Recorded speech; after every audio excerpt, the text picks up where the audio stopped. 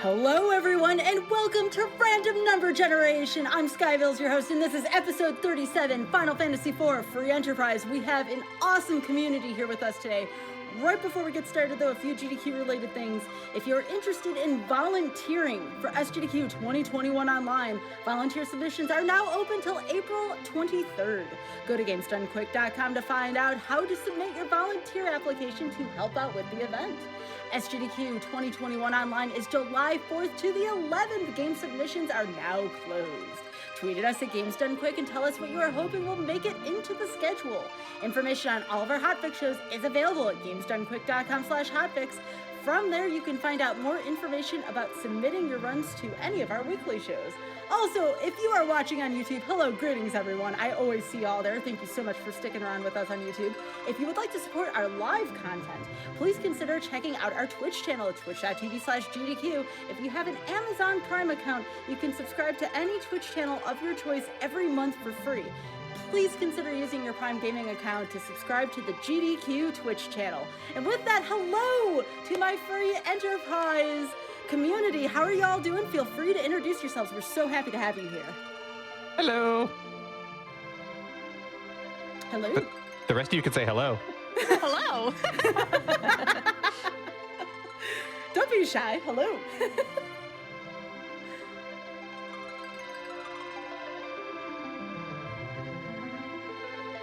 Yeah. All right, so would you tell us a little bit about yourselves as well as what this randomizer is? This is the first time it's being featured on GDQ. Way overdue in my opinion, but I know there's a lot of folks who may not know what this is, so why don't we give a brief introduction to it? I could do that. Hi, everyone. I am Scala Kitty. I am a member of the Final Fantasy IV Free Enterprise dev team and admin team. This is, I think, actually our fourth time on GDQ. We've been on for Awesome Games Done Quick 2019. We had an awesome 4-person race for that. We have been on, I believe, the original Frame Fatales. We were on a randomizer showcase week, I believe, 2 years ago. And now we're back again. Here for Random Number Generation. We are really, really excited to do so. If you've never seen Final Fantasy IV Free Enterprise, we take the beautiful story of Final Fantasy IV, one of redemption and of setting things right, and we chuck it out the window, and instead we turn everything into a giant scavenger hunt. It is an open world randomizer. We are going to be hunting around for key items. We're going to be looking for bosses, finding our characters, scouting out treasures, going through our randomized shops to try and gather up what we need to be able to take on Zeramis, our final boss of the game, and save the Blue Planet once again. That was awesome. That is actually a really good summary. Again, from someone who doesn't know much about this. Okay, the extent of my Final Fantasy is 10 and 12, all right, for everybody following along here. So that was awesome. So before we get rolling, why don't you all introduce yourselves? Maybe let us know how long you've been playing Free Enterprise, maybe some of your favorite aspects of it, and we'll get this race rolling because folks love to see gameplay. I don't know how me and Rex are going to be able to follow that.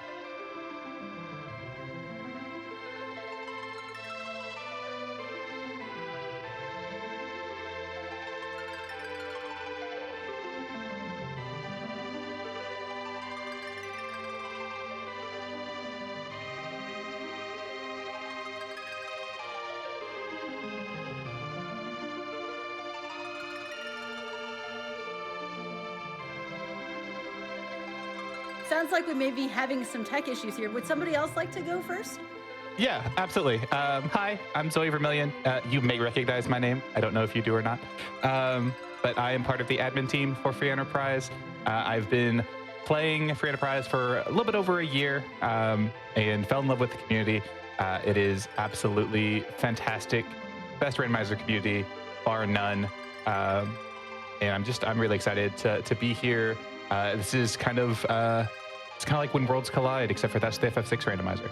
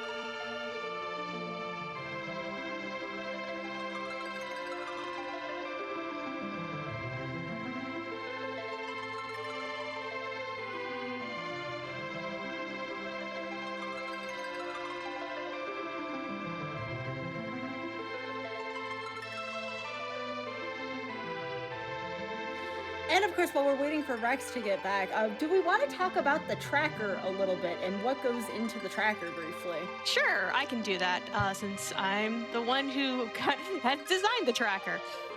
So on our trackers today, on the very left and on the very right, you will see our key item trackers. There are 17 tracked key items in Free Enterprise, plus one extra, which is the pass, which I will temporarily light up. So you can see the pass is our direct express route to Zeramis, the final boss. Lets us go in through the town of Troya rather than having to walk through the giant 11-level dungeon to get all the way to Zeramis's lair. So we have that, and then we have all of our key items, the most important one being the crystal. The crystal is basically what we need for go mode. We are not able to fight Zeramis until we have the crystal. And then throughout the game, we'll be collecting other key items that will help us unlock different areas of the game, help us fight different bosses, be able to obtain different characters. The other thing, and this is the biggest change that we've had since Free Enterprise has last been really featured on GDQ, is we have our objective system. Objectives are different challenges that we have in every seed. For the current tournament, which is our Lali-Ho League, we have 3 set objectives, which are the first 3. So that is Complete Cave Magnus, Forge the Legend Sword with Adamant, Trade away the Pinktail, and then our last 2 objectives are random for every seed. They are either going to be requiring you to defeat a specific boss or to find a specific character. For the seed we're running today, our 2 bonus objectives are to defeat K-Naza and defeat Mom Bomb. And then I also put a note, it is 4 of 5 required there. So you have to get at least 4 of those things checked off, and then you are rewarded the crystal. This means that our 2 runners can go through different routes to be able to still get 4 objectives and beat the game. So we might have something where Dia's the one who trades away the Pinktail, but Pancras is the one who defeats Mom Bomb. But as long as they do the other 3, they're both able to get their crystal. And that allows for some really interesting routing choices. All right, well, I don't want to keep folks waiting any longer. Are y'all ready to go? Yeah. All right. Now, again, the runners will be back at the end. Again, we don't want any spoilers here. So we're going to do a countdown from the runners, and then it's going to be on the commentators.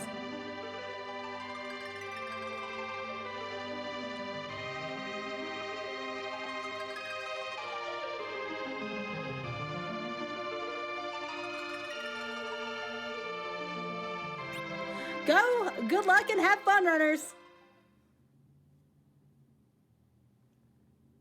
All right, so starting this off, we have 50 minutes of cutscenes. You have to get all the lore in, all of it. Yeah. Okay, so starting off with the Moonveil.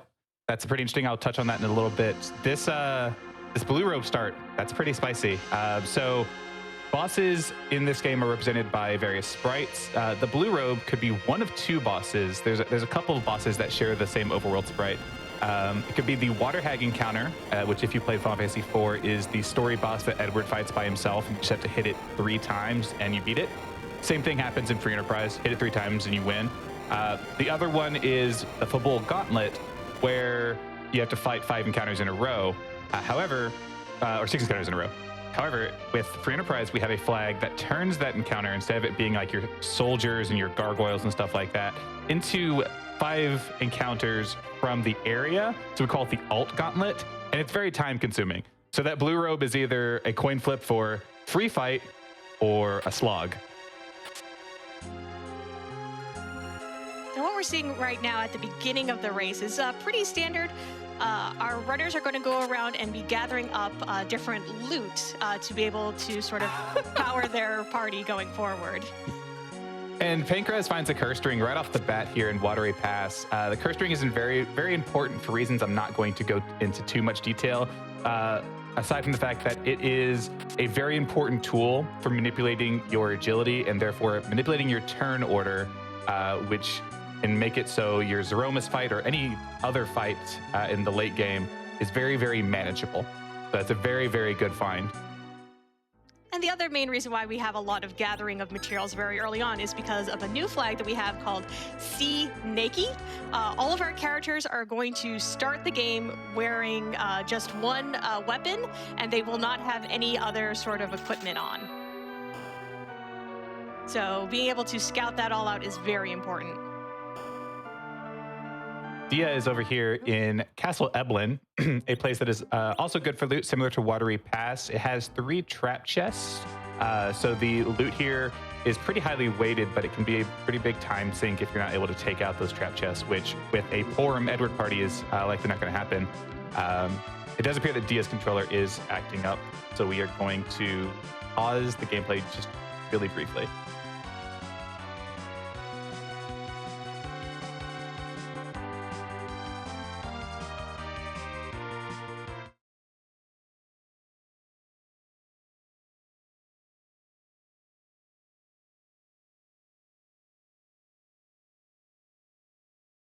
All right, and we're back in.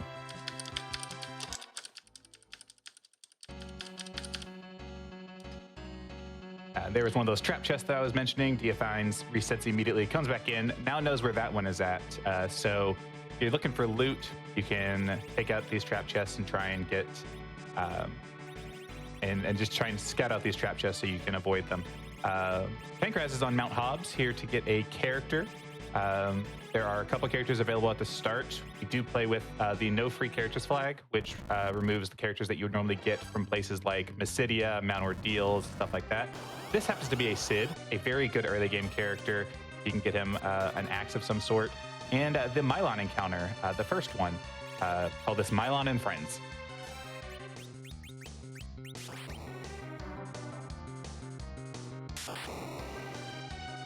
But overall, like even early game, it's not that bad. We also, one of the things we sort of did at the very beginning is all of our runners get different kits at the beginning of the game. This helps to make it so that you have to loot a little bit less. It gives you a little bit of a startup on the seed.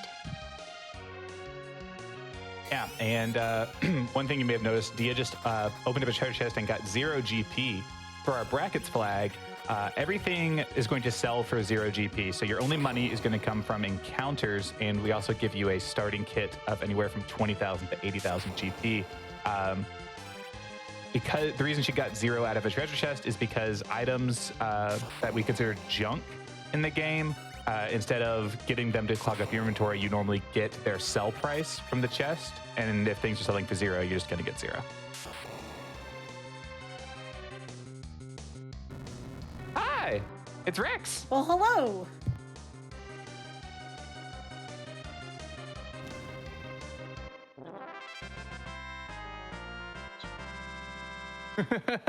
Oh, my body, as we like to say. But Pankraz gets through that Mylon fight, finds a second cursed ring. You only need one. Yeah, that second one is pretty useless, isn't You it? can't even sell it. I just went over that too.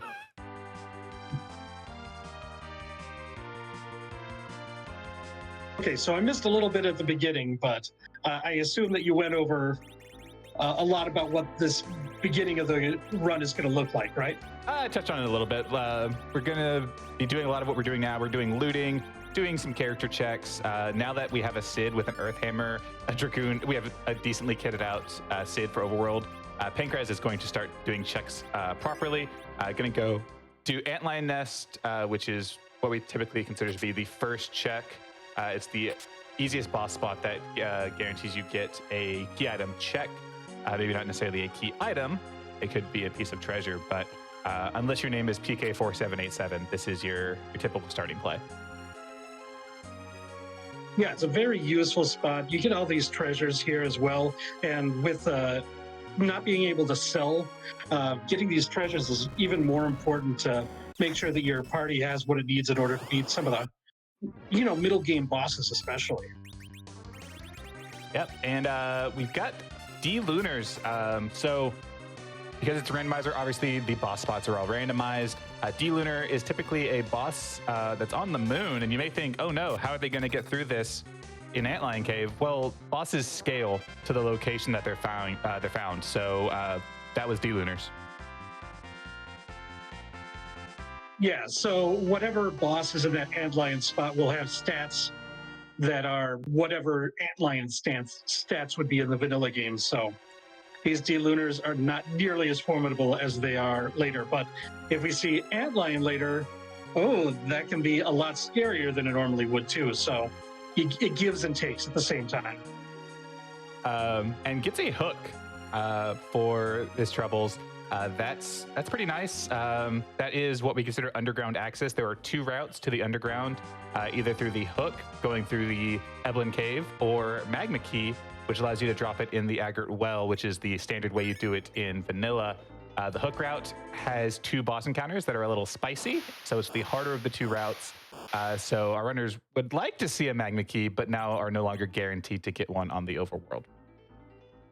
You see Pancras going into the waterfall cave, wants to check the bosses. Since 2 of our objectives are to find bosses, any place that you can go that has potential bosses, there is a place that you want to peek at least sometime.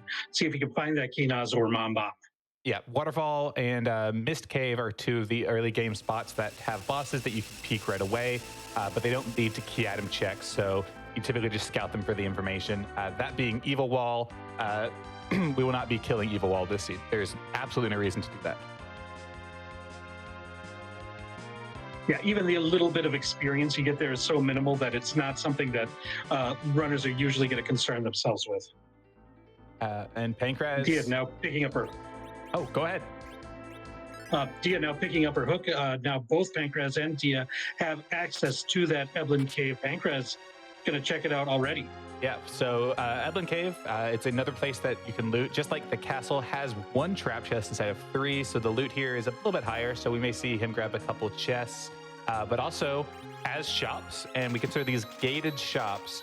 And so the high value Japanese exclusive items like those coffins there, which cast the fatal spell when used on an enemy, can be found. And we will also be getting a character check at the end of this, which is a gated character check, so it could be someone like Edge or Fusoya. But we'll also get a little bit of boss info. We'll be able to see who the boss at the second hook spot is, see if it's a Kanatsu or a Mom Bomb. But there is another boss spot. We call it, it's the King Queen Eblin spot, and we call it really trolly because sometimes your boss is hiding there and it's not required to proceed through the seed. Yeah, and it's kind of a scary fight that not knowing what's going to be there. It can punch pretty hard in that spot as well. Oh. It looks like we do get one of those gated characters, Edge, being found. And it's Vanilla! I am a huge fan of Vanilla, and I'm really happy to see this Edge here. Edge is great in this particular flag set with that C Neki that Scala mentioned. It is a little bit tough to get him to a good power level because he needs so much equipment. He needs 2 weapons as well as some good armor. But he does come with the ability for you to sneak, which is the steal command in Final Fantasy IV. And you can steal stuff like Bacchus Wines, which cast a Berserk on your character, or Sirens, which summon the most rare encounter in an area. And that happens to be a very good experience grind under most circumstances. We see as Pancras is walking out, not ready to dive the full hook route at this point. So going to be opening up a few more chests on the way out, seeing if he can get something spicy in this Eblin Cave checks. Yeah, and Dia found a Dark Elf at Fabul and gets a pan. That's kind of a hilarious spot for the pan. Sorry, Rivers, if you were playing today, you would not be able to fade Fabul and get the 3-for-1.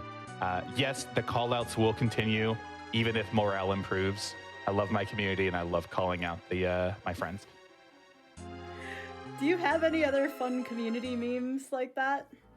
Oh, man. Yeah. Do we have memes? I don't think we have the time to address all the memes. So the vanilla, there's a couple of vanilla memes. Both myself and Dathis try and fight for the vanilla crown for rolling the most vanilla in seeds whenever we are restreaming. That's a big one. There's loads of them. We'll mention them, and I'll try not to. I'll try to call them out when they come up, but they're so ingrained that it can be hard sometimes. It is the very dense free enterprise meme lore that has been going since 2017. Oh, no, sorry, 2018. Yeah, the memes came early and often. I also, by the way, I missed whoever the boss was on the hook route because I was so excited by Vanilla Edge. So if anybody knows what that was, please let us know. But it was a lunar sparkle. It was a sparkle. Okay, so that's not helpful at all. We know that it's not D-Lunars, but there's still 4 other bosses it could be. Antlion, though, here at Ordeals 1, not too terrible. The spot is not particularly punchy. It's not particularly high in magic. You do have to worry because if you hit with the fight command, he does counter, which wastes some time, but you're not scared. Yeah, not particularly scary here, especially when you want to knock out your Edward, as Dia does here. So that counter is not going to be too dangerous. But the goal in this fight is to destroy the Antlion in as few hits as possible, so you get fewer of those counter animations. Yeah, and Dia is keeping this Edward on the ground, very likely for agility manipulation. She does not have the cursed ring, which would make that not required, but just decides right here from the start, let's go ahead and decide to use Edward as my agility anchor. Especially since Edward doesn't bring a whole lot to the table, other than some certain circumstances, which we'll discuss if they come up. Yeah, and one of them is already off the table because we've already seen Evil Wall. So now Pankraz, having done this, I imagine he goes straight to Ordeals as well. Looks to be the case, yep. Yeah, especially if you think that a hook route is on the horizon, going through Ordeals makes sense because you want to get a little bit more experience before heading down to that route.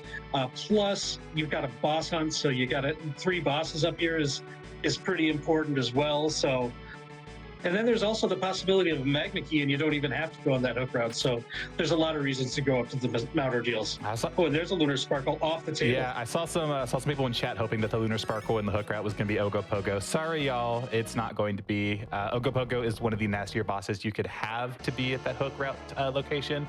This backtrack spot, it's also no slouch. This is the only boss spot in the game where you are surprised. It is obviously based off of the Mylon Zed location where he comes back and surprises you. But shouldn't be too terribly difficult, especially with this Plorm in the back row not dying to melee hits.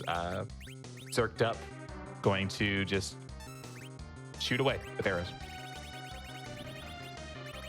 Yeah, making use, I believe, a heroin rope found early on in the seed to make Plorm a lot more formidable with the bow and arrow. Yeah, and also, speaking for Enterprise memes, obligatory Ogo Poggers. Or Nope Rope. Or Nope Rope, as the older one would be. Well, I am older in the community. So yeah, you do predate me by quite a bit. I am the Gen Z of Free Enterprise, despite the fact that I'm a millennial.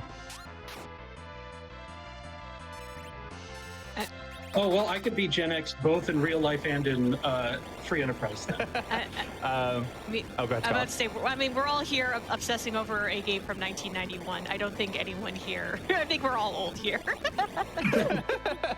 That's fair. Pankraz getting to the Ogopogo fight, using the dart command to throw an item. I don't know what it was that was thrown. It did 2k. I'd have to imagine that maybe a drain spear. But Dia is now into the mirror room where you normally face your inner reflection and come out the other end as a paladin. And it turns out our inner reflection today is a computer. I feel like that says a lot about the current state of technology in our lives. Says a lot about how precise these runners are. If their inner reflection is a computer, that's how they get through these seeds so fast. Yeah, and we got a party rock. We got the Earth Crystal, which allows us to go to Tower of Zot. You can actually go into the Tower of Zot from the start. There's a boss you can check there, which can lead to some really crazy shenanigans.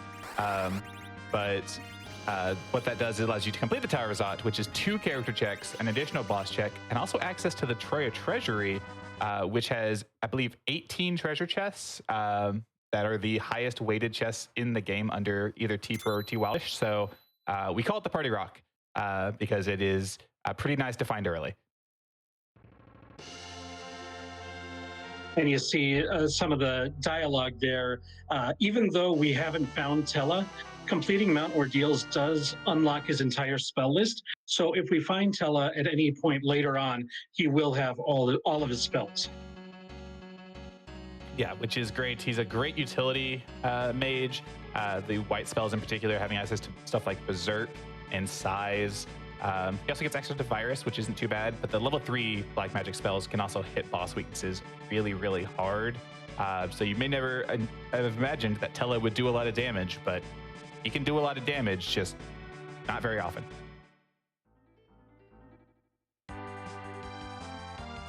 So we'll see if either of our runners decide to head there. Looks like Dia is going to get her hovercraft or check this boss first. But probably going to check that character on the hook route where Pankraz found Edge. Pankraz heading over to Toria might be a Tower of Zot check coming in shortly. At the very least, hello, curse rings. Batman. No lack of curse rings in this seat. I imagine we're going to do a bit of inventory management here, selling things even though they sell for 0 GP, just to get them out of your inventory, because we don't want to have to fight what we call the inventory boss, which is when your inventory gets full and you get another item and you have to go through and clean it out at that moment.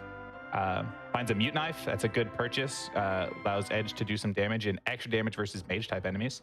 But yeah, I imagine we'll see at least a treasury check, maybe not a tower dive just yet. We do still have the Baron in spot open. As far as potential key item checks, if you wanted something that maybe a bit easier. That's true. There's also the fact that when you complete the Tower of Zot, it drops you off right next to Baron. So you might want to route them together like that so that you don't need to fly back and forth between them that many times too. So I could see either way. Yep, time to rate that treasury though. A ninja sword already, a dwarf axe, which is great, strength ring, a couple of rune axes for this Sid. You know, given this is T-Pro and given the party we have, I'm going to call this a 9 out of 10. Yeah, that was great. I think that ninja sword was really the thing that kind of puts it over the edge here. Well, especially since Edge is going to be the one who wields it. It's just one of the best weapons that you can really hope to find in an untrapped treasure chest under these flags.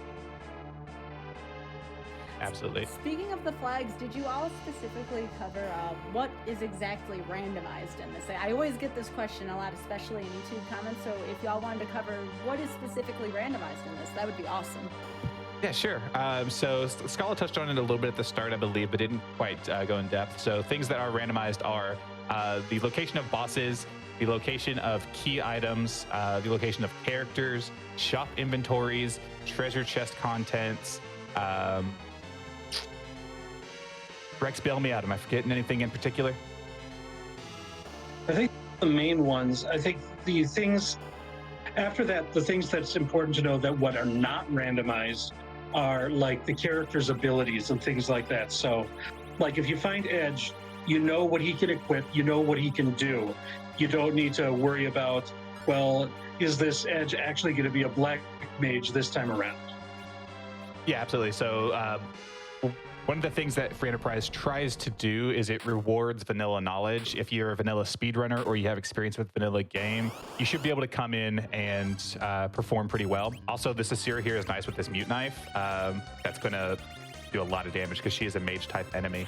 Yeah, that's one of the fundamental design philosophies behind Free Enterprise. We'll randomize things and we'll make things silly, but if it's we try and keep the core of the vanilla gameplay. There are other FF4 randomizers that are also great that do focus on the like changing characters' classes and their abilities, changing boss scripts. That's just not what Free Enterprise is about. And a lot of that is because Free Enterprise really did grow out of the existing Final Fantasy IV vanilla speedrunning scene. One of our other devs who's been on GDQ, Rivers McCown, he's the one who handles a lot of the gameplay changes and the gameplay balance that we've put into Free Enterprise. And so he sort of leads our philosophy in that regard. And because of that, there's a lot of overlap that existed, especially early on, but even now between vanilla FF4 speedrunning and Free Enterprise speedrunning.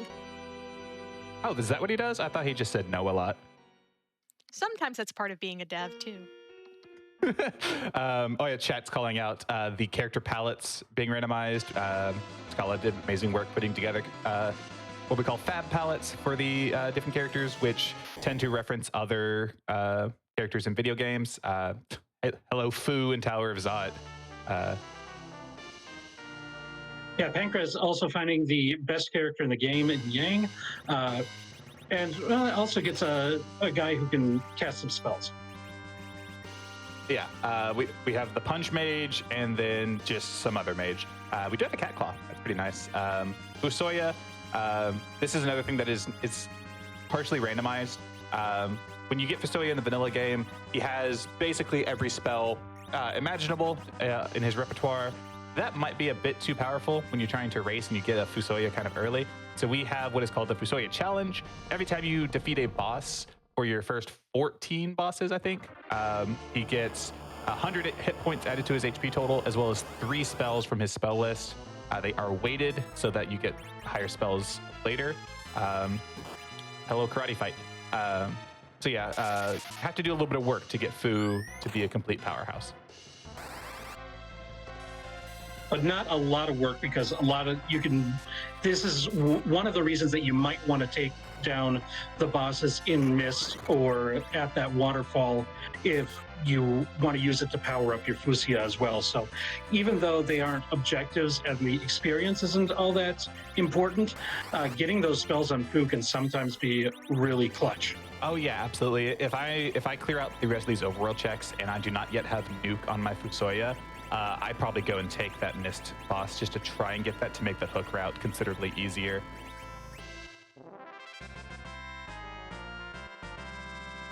I see a stack of Drain Spears in Dia's inventory. They're a very good weapon to use with that Dart command on Edge. It's one of the most powerful things. As far as buying it, it's relatively cheap too. So it's not really good to equip on Kane, who could equip it, but it's really good to throw with Edge. Oh yeah, it's absolutely awful to equip. It has something like 80 something power, but only 22% accuracy. It is an awful piece of equipment, but they sell for like 4,000 GP, and it is the highest power to GP ratio you can get. So very, very good at darting. That's one of those things we borrowed from the vanilla speedrun, since Edge strats used to be one of the different routes you could take through the vanilla. And finally getting Baron in here, yet another Lunar Sparkle. Oh, hi, it's Wyvern, otherwise known as Blarg. Goodbye, Blarg. And Iridia is here as well. And so Pancras is going to hope that this is the Baron, or excuse me, the Magma Key through this. But if it's not there, then I think we're on to the hook route, and we're going to have to deal with that other Lunar Sparkle, which I think we're down to Plague and Pale Dim. Yeah, Plague and Pale Dim, and honestly, neither of those is too terribly bad. Plague, you've got a Full Moon on your Edge. Full Moon does extra damage to flying enemies. Plague is a flying enemy, so that wouldn't be too bad. Pale Dim does 2 things well. Punches you back and casts slow when you fight on him, and then also casts Quake if you summon. Don't do that. Yeah, so depending on who is at that King-Queen spot, even with these party members, without a Magma Key, a hook route shouldn't be too bad. We do find a pass, which is another thing that Free Enterprise has changed. The pass, typically in vanilla, you buy in the Troya pub, and you get to go to a little dance scene. It's just a fun little Easter egg. But we've repurposed that pass in that room to allow us direct access to Zeromus without having to dive through the lunar subterrane. So if our runners do get the crystal, having that pass in hand will allow them to go straight into Zeromus. Yeah, we're still a number of objectives away, since we haven't done any of them yet. So even though we've got the access, and it is important to have that, and the pass is the preferred way to get to Zeromus, we still have a lot of work to do before we get there. Oh yeah, plenty of work, but nice to get out of the way early. It also can really influence routing later.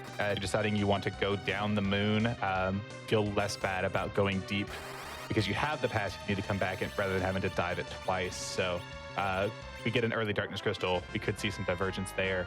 But as we were mentioning, decides to come take out the Mist Cave to get a few extra spells on Fusoya. Got Fatal and Weak. I don't believe we've gotten Nuke yet, which is kind of a wolf, but we still have the King Queen spot to potentially get it before we hit that Lunar Sparkle. Oh, are we taking the Evil Wall too? I'm actually kind of surprised by this. Well, you do have access to Virus and Quake, so this Evil Wall is not going to have too much of a lifespan, I don't think. Yeah, absolutely. This spot is just incredibly fast, and Evil Wall being fast is kind of annoying. But yeah, I imagine it's not going to live too terribly long. It also just has a weirdly high hit point value for its location. Not enough to survive a virus, but it's still weirdly high. Now it's Dia's turn to take on the Baron Inn. Going to get that Wyvern knowledge, and now Dia doesn't have Oh, she does have 5 characters. I thought she just did Tower of Zot, so of course she does. We saw Pancraz not take Rydia onto the team. I imagine Dia is also going to deny Rydia. She's just a character whose growth and usefulness is kind of limited, especially in this flag set, I'd say. Yeah, normally Dia in particular loves her mage teams and would likely take a Rydia, or at least take her, leave her down so you could slingshot her later, which would be getting double experience if she's a low enough level compared to the rest of your party. We do not have the flag we have a flag on that disables that slingshot mechanic. So Rydia, who already has an absolutely awful experience curve to get to Nuke, just becomes even more work to get there, and it's just hardly worth it to take her. And even kind of the mid-game spells that she could learn that would be useful, like Virus or Quake, are ones that come quite a bit later for her than either like Fusoya, who we already have, or another Black Mage like Palom. Now, if you're lucky, you find a really good summon like a Bahamut or a Leviathan or even a Sylph early, then her usefulness goes a lot higher. Absolutely. And someone in chat pointing out, obviously, everyone in GDQ and in GDQ chat loves puns, and our randomizer name is indeed a pun. The airship is called the Enterprise, and you get the Enterprise at the start, so it's free Enterprise, but then also free Enterprise.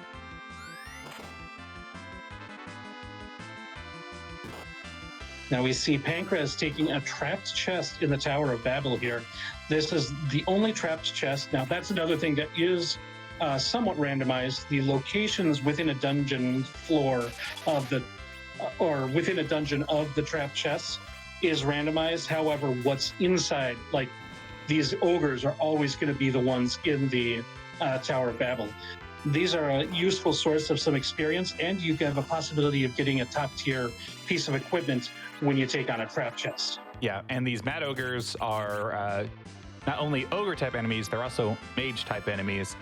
So this mage, this Mute Knife you see doing 9,000 damage after they've been sized, reducing their physical defense to nothing, and then quad 9s. Absolutely. A little bit of life glitching there, using a life potion or the life spell on an enemy as it dies, brings them back to life, but because their vitality is 0, and Final Fantasy IV determines the HP on resurrection based off of your vitality and multiplying it by 15, they just die again, but you get the experience and money from them. Yeah, and that's something that is used in the vanilla speedrun as well when they do the grind fight, especially when you see it on the D-Machine fight. Which is something that is available to our runners once we have the Darkness Crystal, and it has been used in some events. It's not really likely that we'll see that in this race, and we might talk about that at some point, but at this point I don't think we need to worry about that. No, not at all. It is a grind option. It is not currently in vogue, would be the way I would put it.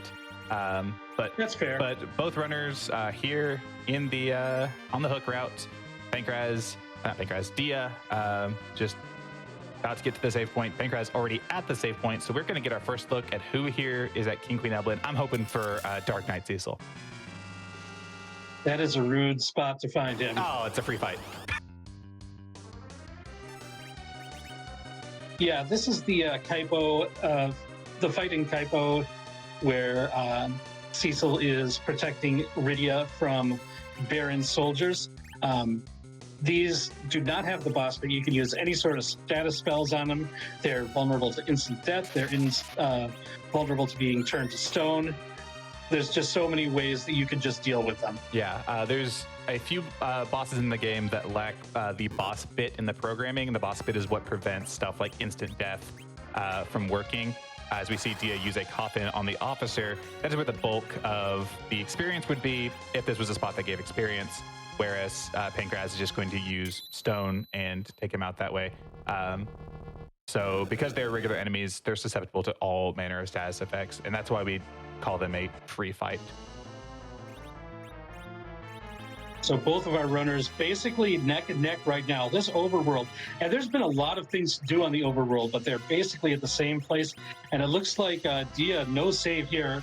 Not really a need to, because that's an easy fight beforehand. Whereas Pancraz organizing some stuff before the fight. And this is an incredibly friendly boss here. Plague will cast Count on your party, which dooms them with a 10 count. And if it reaches 0, then they die. There's a lot of ways to get around this. We may see some of those employed here. Weak to arrows, as you see that form doing 1,600 damage. If Dia has that full moon that I know Pancraz does, that will also allow Edge to hit it. Looks like Pancraz's food did also get nuke, so that's going to speed this up considerably. Yeah, but we do see Dia going for this strat. If you would like to explain what Dia is doing here. So this Kamikaze is going to knock out Sid and do some damage to Plague. But the thing is, you're going to want to revive him, probably with a life potion here from Yang. And then Plague takes a look at all of your characters and says, are there any of you that don't have the count on? Oh, wait, you, Sid, you don't have a count? Let's re-up the count on everybody. So you get restart back from 10, and just gives you a lot more time. Yep, as we see that, everybody was on double zeros, and then Plague, upon seeing Sid did not have count, refreshed it, and we're good to go. Pancraz finishing the fight with all zeros. Pancraz is going to be the first of our 2 runners underground, but as you said, they are really, really neck and neck, despite some divergence in the way they approach the overworld. Dia and Pancraz are 2 of our best racers, both very, very, went very deep in the tournament last fall. Also, hilarious enough, this is a rematch of a week 1 Swiss match. It just so happened they got matched up for week 1 of Swiss, which was hilarious to everyone involved. And I think the fact that Pancraz took those extra fights to gain nuke is really what gave him this little bit of an advantage in that fight. Able to just not worry about taking the time to revive and re-upping that. It was kind of a safety strategy that Dia used to ensure that she'd get through the fight. But Pancraz able to just overpower Plague and not worry about that through the power of nuke.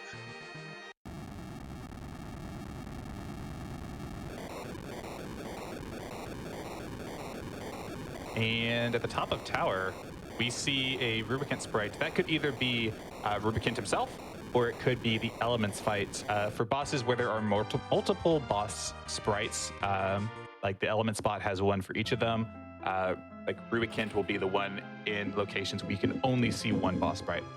In locations where there are normally multiple boss sprites, you can get some more information. But Pancraz, not wasting any time, has this pan in hand, gonna go straight into Sylph Cave, going to bonk Yang over the head, say, your wife sends her regards, and take it back and turn it back into Sheila.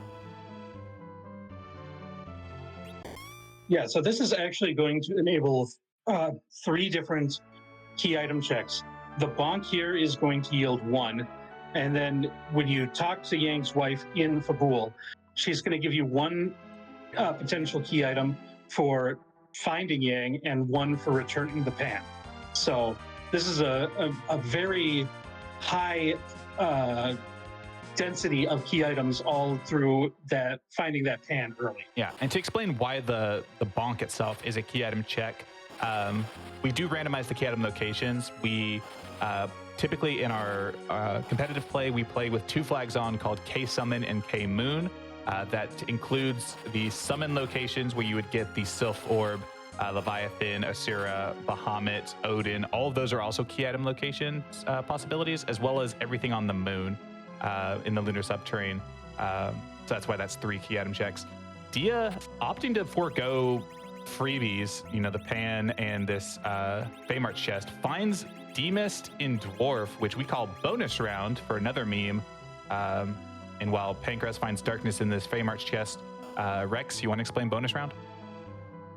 Yeah, so one thing that we have in Free Enterprise, as long as the flag is on, and it is in this particular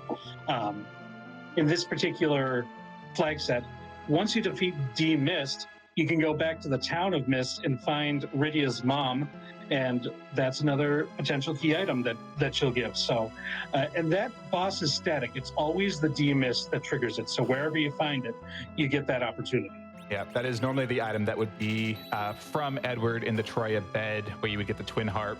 But we consider that a free key item because it requires no effort. So the flag and key or no free key items is why this is a thing.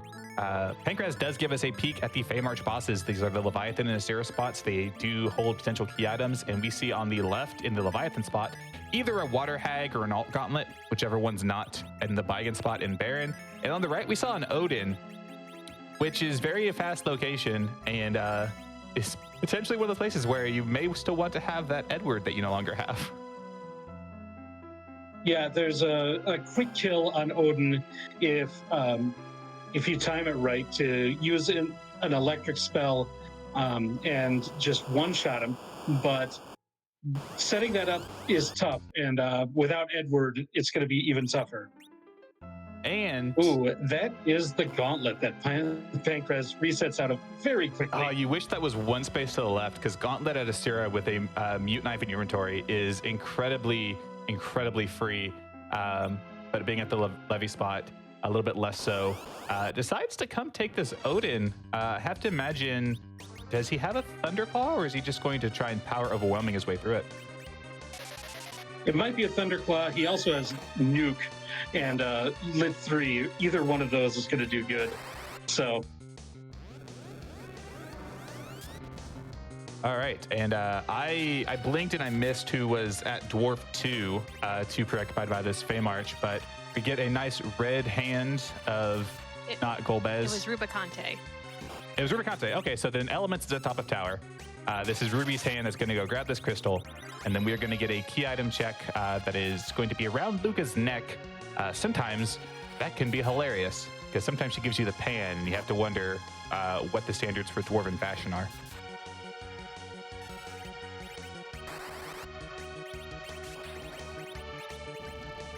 Well, this Dwarven fashion is a rat tail today. Okay. I'm not going to judge. I don't know what the kids are into these days. As we discussed, we are old.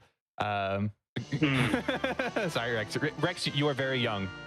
You are very young. Age is just enough. Yeah. Young at heart. We're all still playing video games and spending our time programming video games that we loved to do new things with them. So we are very young at heart. That rat tail, though, combined with this hook, that will be a key item check. Typically, that's where you would get the Adamant Rock, which is one half of the Excalibur in the vanilla game. So good value there. We call it a fetch quest. Similar to if you've played Z3R, stuff like the Mushroom. Its only purpose is to get you another check. But now our runners, are they switching places? Is Pancras going... Okay, Pancras is going to Dwarf. Got a tower key. So could also be seeing a tower play pretty soon. Yeah, and depending on if either of the bosses down in the Feymarch Dia decides to fight, she might be heading to the tower as well. That Darkness Crystal is the way to open up the big whale and get access to the moon. And there is a lot of bosses on the moon that all guard potential key items. So that's another option that's open to our runners now. Now, those are end game level bosses. So you have to have either very good strategy or higher levels in order to think about taking on those bosses. Yeah, absolutely. Some bosses on the moon can just be devastating if you're not properly set up for it or don't have the levels. Other bosses There are strategies that abuse the boss scripts to allow you to get through them very quickly. Early moon plays are always a bit of a gamble, but both these runners, very high-end runners. Dia, I know, I've seen her do some really, really low-level moon dives to great success, so I would not be surprised if she does it here. Also unlocks the Giant of Babel, which is 2 boss checks, and we are on 2 boss hunts. I doubt our runners are going to go there early, but if you wanted to gamble, you could absolutely do that. But we alluded to it earlier. That is where the D Machine grind would take place, and you do have a Fusoya, so you could do that if you wanted. But we're playing with a flag called Vanilla Giants, which means that if you enter the Giants, you must complete the Giant to leave or revert back to a previous save. So a huge time investment to go into a D Machine grind because you have to complete both bosses. Looks like Dia deciding against fighting Odin, so no tower key in her inventory. So that's one of those things where it's just one of those little decisions that if this pays off, if Pancras checks it and gets rewarded with something important for one of the objectives, that's the sort of little things that can be the difference in a race like this, especially when you're dealing with really high quality runners like these two are. So y'all were mentioning something about the late game bosses. When is the earliest you would advise going up to the moon? That seems pretty dangerous, even though it can have big benefits to it. I am on team #NeverMoon. I do everything I can on the Earth before going to the moon. It works if the seed cooperates. Other times it does not. But typically, with this party in particular, if you have a Fu with nuke and you have some decent weaponry for, say, your edge, and maybe your Porum has at least Cure 3, you can likely get through most moon bosses. It may be slow, so you just need to determine, is that the route that you want to take to spend a little bit extra time rather than maybe doing checks that are a little bit more efficient. Alternately, if you've got access to a couple of sirens maybe and some other items like hourglasses or something like that, you can take a couple fights on the moon using those sirens and pick out some fights that give a lot of experience, and that can kind of give you the boost in levels that you need in order to fight some of the bosses as well.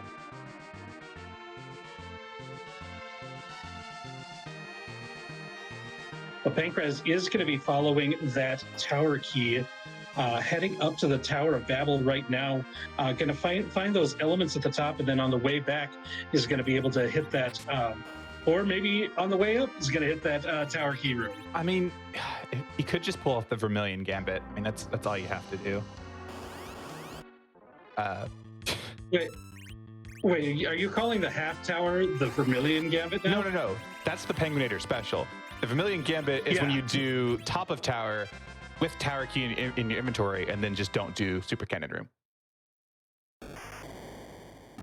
Fair enough.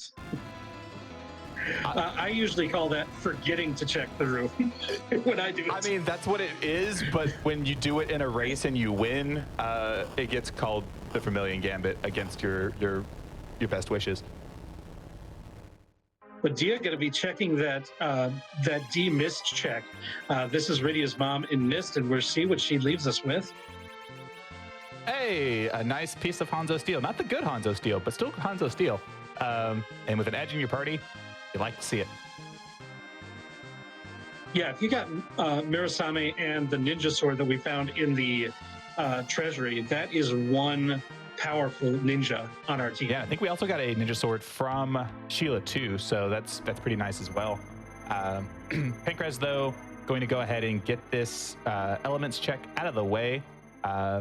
Dia going to trade in this rat tail and get a legend sword, so kind of opposite vanilla there.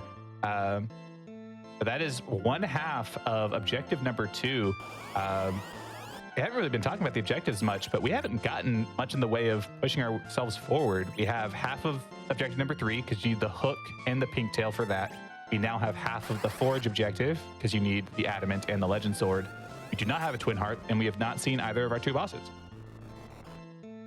Yeah, so this is a deep hunt for these objectives. looks like Dia is going to take to the sky, going to Mysidia to raise the big whale, and we'll have access to the moon. Yeah. Now that the game has really opened up, you're seeing more divergence, and you see another a rabbit hole that Pancras could fall down because he just collects the Baron key at the top of the tower. Yeah, and the good news there is we now know, because the alt gauntlet is at the Leviathan spot, we know that Viking spot is just the water hag. So you're maybe not so worried about that taking too long. It is going to be 2 boss checks that you do not know in the form of the Kanatsu spot in vanilla, which is the Odin throne, and then the Baron throne, and then the Odin throne in the basement is the second boss check. And both of those spots also have potential for key items. So very, very interesting. We will see what he gets from the Super Cannon room. You only get it after you leave the tower, the lower Babel. But yeah, Dia going up to the moon. This could just be a character check. Could be a peek of Cave Bahamut to see if either of our bosses are there, or this could be the moon dive. There is also a shop on the moon that could have some of those powerful items. It's another one of the gated shops that we talked about a little bit earlier. And it looks like that's going to be your first stop. Yep, still looking for some high value J items, stuff like sirens, hourglasses, pocket swines. All of those are great. I don't know how many of the other shops she checked. There's too much action for me to pay attention right now to both screens. So if any of those were already seen, I apologize for not noticing, but still very, very good shop for your consumables, notably not weapons or armor. There's our sirens. Yeah, sirens probably the most efficient way to grind levels in free enterprise when they're available. They're not guaranteed to be in a shop. So if you've got them, you use them. If you don't, then you have to find some way else to get those levels onto your party, because zero miss at the end of the game is no joke. Yeah, and looks like Pancras got a package from the Super Cannon room. Not a great key item. It doesn't lead to any other checks key item wise. It is a character check, and there's a boss hiding behind it where you could find one of your objective bosses if the seed is being particularly trolly. But it is a long investment to do a single boss check because there are 2 pretty lengthy cutscenes involved. Dia, however, gonna peek this Cave Bahamut location, finds our mom bomb. Oh, this is a thing. So yeah, so Dia using a siren right now and summoning these 2 King Ryus or gold dragons, then following it up with an Hourglass 2, which is going to stop them after their initial attacks go through. Now you can just knock these 2 King Ryus out and get a ton of experience on one fight. If you use the life glitch, which we mentioned earlier during the Mad Ogre chest, you can get even more. And I think that's kind of the goal right here. Yeah, absolutely. Has this Rosa going to get some nice experience on it? King Ryus are not susceptible to stuff like the fatal spell, so coffins will not work here, but they are susceptible to the weak spell, which reduces their HP down to single digits. So after you've hit them with an hourglass to stop them from beating you up, hit them with weak spells and then finish them off. There we go, life glitch. Without 10 key items, these are going to be worth 30,000 experience apiece. So with a single life glitch, you get 90k from this encounter. 10 key items is the benchmark where experience gets doubled. So that fight could have been worth 180k, but Dia wants the experience now, and I do not blame her. While Pancras is launching this, I do want to just touch on why I expressed possible disgust at that mom bomb. Dia now knows that there's an objective there, but is not taking it because that is one of 3 locations in the game that are tied for the highest physical attack. That spot, the Leviathan spot, and the CPU spot. And Mom Bomb only punches until she explodes, and then her little baby bombs punch. And it's gonna hurt. We do have a Moon Veil. We started with the Moon Veil, which could make it considerably easier, but let's see if that's what Dia decides to do. Yeah, Moon Veil, the Blink spell. I think we had found a glass hat earlier, which is the best physical defense that you can equip on somebody. So those are the sort of things that can mitigate it. We see Dia going back into Cave Bahamut, wanted to get a full heal before taking on this fight, I imagine. Either that or just wanted to restore MP to do another grind fight here. Yeah, I imagine this is where you cash out that Moon Veil. There's very few places that would be better to use it. An objective Mom Bomb in Cave Bahamut is probably one of the best scenarios for cashing out a Moon Veil.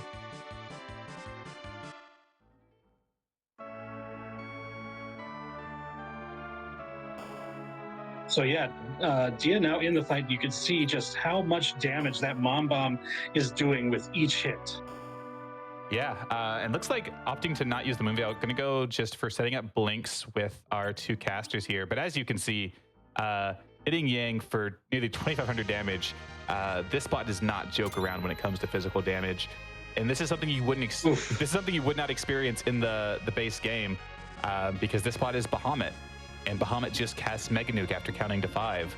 A kind of weird bit of programming that we, stumbled across in this randomizer is the fact that bosses where they exclusively use magic attacks tend to have really high physical attack for some reason, and vice versa. Yeah, the 3 boss spots that Zoe just mentioned, the Leviathan spot, the CPU spot, and this Bahamut spot, none of those bosses use physical attacks in their script. Yeah, so there was never any, I imagine there was never any reason for them to tune the number. They put a placeholder number there so the code didn't break, and then they're like, oh, there's no need to adjust this because these bosses aren't going to punch. And so that's how we end up with stuff like this. Yeah, it's just one of those things that makes Free Enterprise, and you get rewarded for vanilla knowledge. You also get rewarded for vanilla knowledge that you wouldn't get from playing the vanilla game. It's kind of weird like that sometimes. Yeah. But it's also really fun. Yeah, absolutely. Using one of her coffins to bring her Sid down, looks like she's intending to continue to use Sid as her anchor, but does not have access to either of the curse rings that Pancras found in chests, nor has she checked the Troya armor shop and found that one there for sale. But there we go. We get through it, and we now have an objective lit up. Number 5, defeat Mom Bomb, is completed on Dia's side, and we get a Luca key, which could lead to another objective.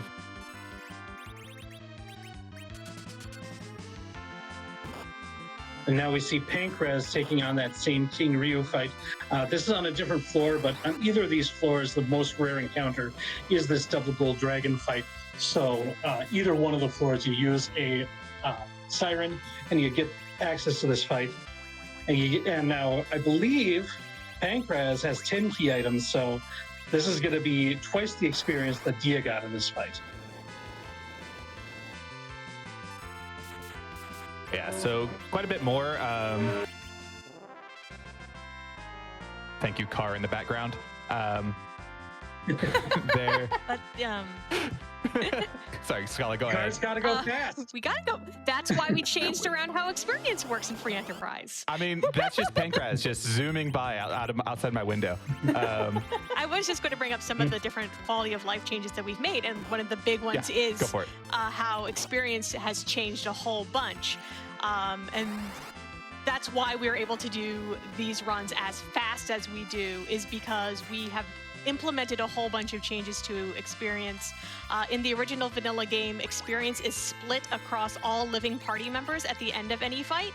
Here in Free Enterprise, it is still split between all living It is instead all living party members get the full value of that EXP. There's no splitting involved in this particular flag set. You can turn that flag on, though, if you would like. And additionally, we do have our key item bonus. Once you have reached over 10 key items, you then will gain double experience. Not on for this flag set, but something that we do have available for other forms of play is we do have a slingshot mechanic to help characters who join late in the party very quickly catch up by giving them an experience bonus multiplier.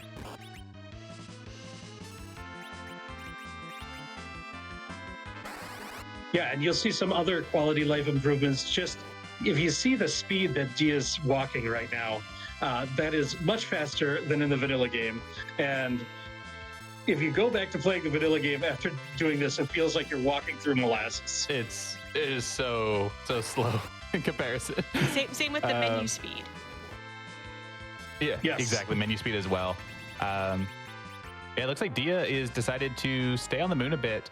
Something I was going to mention on Pankraz's side, does not have that Rosa, opting to keep this Porum instead. Porum is generally the weaker of the two white mages. You don't want her if Rosa is available under most circumstances. Sorry, Demi. But you know, she's a perfectly fine white mage at end game. A little bit lower HP total, a little harder to survive this Roma's fight, but still always nice to have a white mage. So Dia going down to the lunar subterranean, and whoa! Oh, We find the other boss, Kainazo, in the vanilla D-lunar spot. Now, this is a pretty dangerous fight here, the Kainazo one. Do you want to describe the Kainazo fight a little bit, Zoe? yeah. So the Kainazo fight has this wave attack, as we see coming out on Dia's side, that you notice it did a bunch of damage. That is because it is based off of Kainazo's current HP. It does between 4 and 6% of his current HP. In this vanilla location, it's not that bad. He's got like 4,000 HP on the Baron Throne. This location has 42,000 HP. So it hits pretty hard. There are ways around it. You can hit him with a lightning spell when he has his wall of water up, which will lower it. And as long as he has not yet queued up his wave spell, he will not cast it. This is why Thor Rages, which is a GA item that casts Lit 1 on all of your enemies, are always available on the overworld in case you come across a nasty Kainazo. This is one of the ruder spots. Both of these are objective bosses landing in spots that are rather rude for them. Absolutely, and it's like one of the rites of passage of playing free enterprise is that hook route that Kainazo is in the vanilla Rubicante spot. It's just one of these challenges that's in the game. And so it's a tough fight. And even like really experienced runners, you see Dia, it's still tough to fight Kainazo right here. All right, I'm going to be moving the runners into the main chat soon, and that's just so we can coordinate the break properly, which will be taking place in a couple minutes. So try not to talk about any direct spoilers until after the break, if that's all right. Yeah, absolutely. We can take this moment to maybe just talk about how to get into free enterprise if you want to. There's a lot of ways to get into free enterprise. The easiest way is to visit our website, which is ff4fe.com. The 4 is the numeral 4. Pankraz, and from there, we have a whole bunch of different flag sets that are available. You don't have to do or say anything. I've told them to hold off on the spoilers. Flag sets to really help folks out who are just starting. Also, on our main website, we have a link to our Discord. Discord is open to whoever would like to join in. In the Discord, we have guides. We have a whole bunch of resources available. We also have our newbies corner. If you have any questions at all, the community is really good about answering questions, about just helping to make it easy and accessible. And a lot of the community is very much into streaming the different races, their practices, and pretty much if you're in a decently sized free enterprise stream and you have a question, the runners, the chat will always be very happy to answer your questions. Yeah, a very, very welcoming community, very, very friendly to newbies. We know that this game is complicated. Final Fantasy IV, as we have discovered, is held together with paper clips and band-aids. And so we're happy to explain any strat, any weird interaction that you may stumble across. There's also available through the website a wiki that is maintained primarily by Antidale, who will be on for the next segment here for RNG. And that place is loaded with so much information, not only specific to free enterprise and how we do races and how all the flags work, but just vanilla information as well. There's a lot of old documentation on the internet that is just slightly incorrect by no fault of the author, just because the tools available at the time. So if you're just curious about how something works in Final Fantasy IV in general, the free enterprise wiki is a great place to look.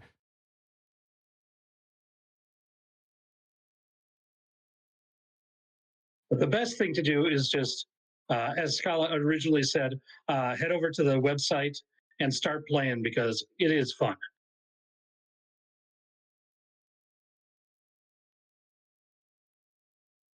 Dia still fighting here. We have shush. We have runners in chat now. Yes. We need to coordinate the break. So I am going to count down. I'm trying to see where they are on the screen. I think this is an okay place to go on the break. So I'm going to count us down from 5. And when we do that, we're going to stop and take a break. So 5, 4, 3, 2, 1, and pause. Thank you so much for doing that. So again, folks, remember, breaks are important. Stay hydrated. Be sure to get up and stretch. But before we go on our break, remember, if you're interested in volunteering for SGDQ 2021 online, volunteer submissions are open now until April 23rd. Go to gamesdonequick.com to find out how to submit your volunteer application to help out with the event. And with that, folks, remember, Random Number Generation and GDQ Hotfix is brought to you by viewers like you. Your subs, gift subs, Amazon Prime subs, and bits cheered on the GDQ Twitch channel help support our weekly Hotfix content. Thank you so much for supporting our shows. And with that, everyone, please get up, stretch, stay hydrated, and we'll be right back with Random Number Generation.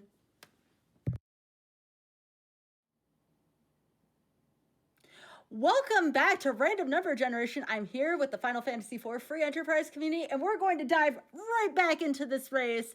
Runners, I am going to count down, and then you all may resume gameplay. Here we go. In 3, 2, 1, go. Good luck and have fun. Resume your gameplay. See y'all later. All right, and Fu's been in this casting animation for so long, it's like he was trying to cast Medio. Yeah, I think Fu really wanted to stretch with those arms up like that. So He's just took the break to heart. he was just being a good example, like good role model. You know, stretch your arms out. You know what he was doing? What was he doing? Uso yoga. Scala. I'm so proud. Hey! Like Scala Shinobi here. Yeah, I was gonna say, like, I didn't realize that we we had Baka here in comms. But now Pancras has also found the blue turtle here and is now in the fight. And so while Dia, I think really thanks to that long cast from Fu, has gone into the shell, which is the final stage of Kainazo. So just need to get the final damages in before he heals up and gets back on his 4 legs. Yeah, and Pancras here gonna be a bit of a small advantage. Having the 10 key item boost when he did his King Ryu fights has considerably more hit points in case Kainatsu does happen to get a wave off. Seems like he's got it under control, so that's not going to happen, but should also just get through the fight a little bit faster by virtue of having higher damage output. And then it's probably going to have a slight advantage in his speed in clearing the rest of the moon, if that is what he so chooses to do. We'll see what these key items hold, because the Ribbon Room is kind of a unique boss location in the fact that in the vanilla game, you get 2 ribbons here. So there's 2 chests. So you get 2 potential key items. Yeah, this is one of the reasons why this is often the first boss in the lunar subterrane that's checked. You get the density of key items. Plus, it's right next door to another boss that has another key item there. And the save point is right up here, too. So you can kind of establish a base camp for doing all the bosses down at the bottom of the lunar subterrane. Plus, it's just a huge chunk of experience. As we see on Dia's side, she got 100,000 experience. Pancras has 10 key items. He got 200K. That's a lot of experience. Yeah, so a lot of reasons why that's the preferred first boss here. As far as a preferred boss, though, how about some Dark Imps? Hey, another one of those free fights we were talking about. Dark Imps are normally in the Super Cannon room. They are just normal enemies that were turned into a boss encounter, so they do not have the boss bit. They are on the moon, though, so they are very punchy, but they're susceptible to coffins, the stone spell, hourglasses, and such things. Yeah, and if you've got the time, you can turn them into toads, too. That's a long cast, though, so probably not going to see that as the strategy today. Yeah, and it looks like we saw what we like to call bored AI for another FE meme. That Dark Imp hit exactly Fusoya, who you did not want it to hit, and that is named after the developer for Free Enterprise, Bored Face. We say it's bored AI because it's always rude and it always hits who you don't want it to hit. Y'all keeping count on memes so far during this run? I don't have that. I don't have that many got a fingers or couple. toes, Sky. But you can see how even a free fight on the moon at the wrong place can just turn south. Dia having to cash in that moon veil, like, Yeah. just doesn't, after all the time spent in this fight, doesn't want to reset and do it again. So making use of the moon veil, which gives the barrier status to the character. And so that means any physical attacks are going to miss edge for the rest of this fight. Yeah, but Pankraz, got in there after Dia started, got out before. That is the power of having those extra levels. And the AI playing a bit nicer with him. Only a Drain Spear, though, as we mentioned earlier, that's really good for darting for a good amount of damage. Dia, though, resets out, wants that Moon Veil back, I have to imagine. And we're seeing the Canadian Scrummel-Yon, Mylon Zed, here on the Ogopogo Masamune altar, another Free Enterprise meme that I'm the only one that does it, so I don't know if it's actual meme, but I say it is. Mylon Zed is definitely a meme. I know well, it's usually when I'm doing commentary with you or Neon Gray that it's Mylon Zed. Every other time, it's usually Mylon Z for me.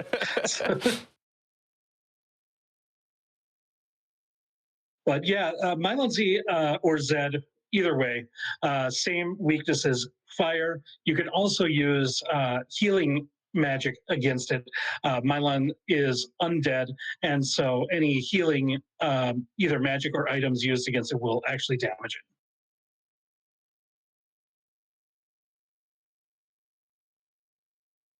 it. Mylon Zed, another very punchy boss in the right location if you had kind of not a ton of party strength. Another good place to use that Moon Veil, but with a bunch of nukes and other ways of taking care of it. No need for that.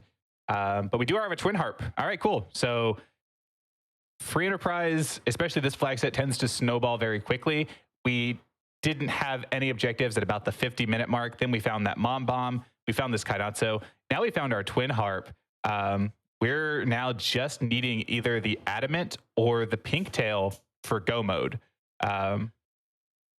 Things are about to get very, very, very spicy, determining where our runners decide to go.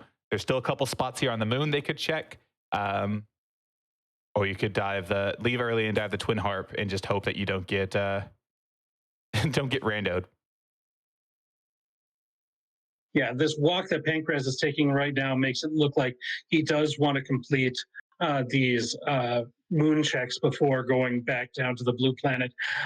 There's one right now. He's on the way to the vanilla crystal sword altar, where in the vanilla game you would find the wyvern, but in this case it'll be random, of course, and hoping to find one of those two items for potential go mode.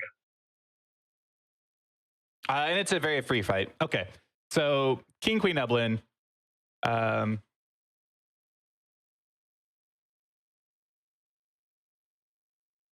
Yeah, they cast some low-level fire spells, and then they die. That's all they do. There's not a whole lot of gimmick to them, that is their gimmick. Just like in the vanilla game. And you see something interesting. That fire is actually healing Sid there. One of the other properties of the curse ring that you don't see too often is that if you've got a piece of gear that gives you resistance to an element, if you also have the curse ring on top of that, you'll absorb that element instead.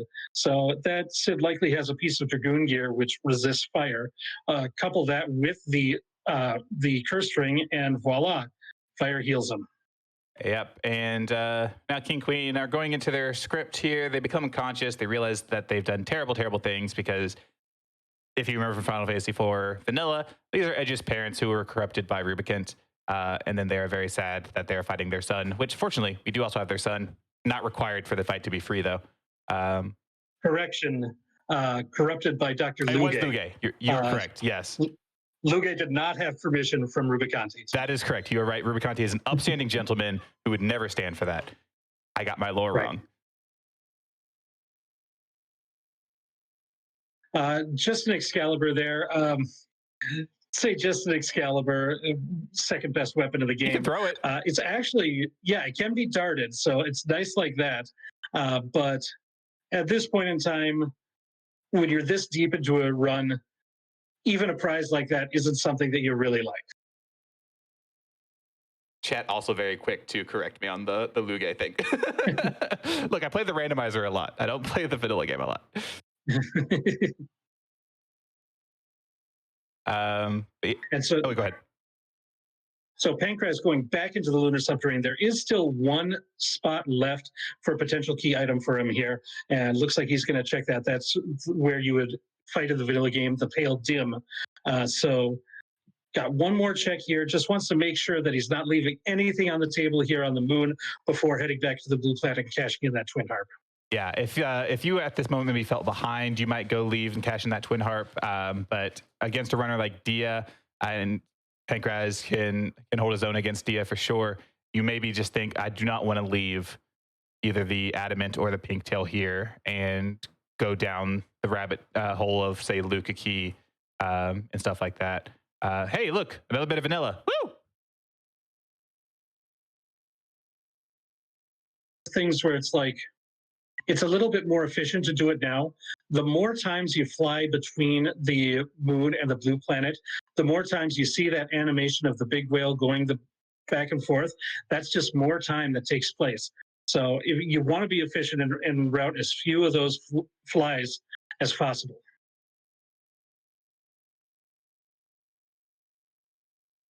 Yeah, Peldim, there's a couple of tricks to get through him quickly. He is weak to stuff that exploits dragon weakness, so Artemis arrows and Dragoon Spear. We don't have a cane to use a Dragoon Spear, and I don't think we have any Artemis arrows.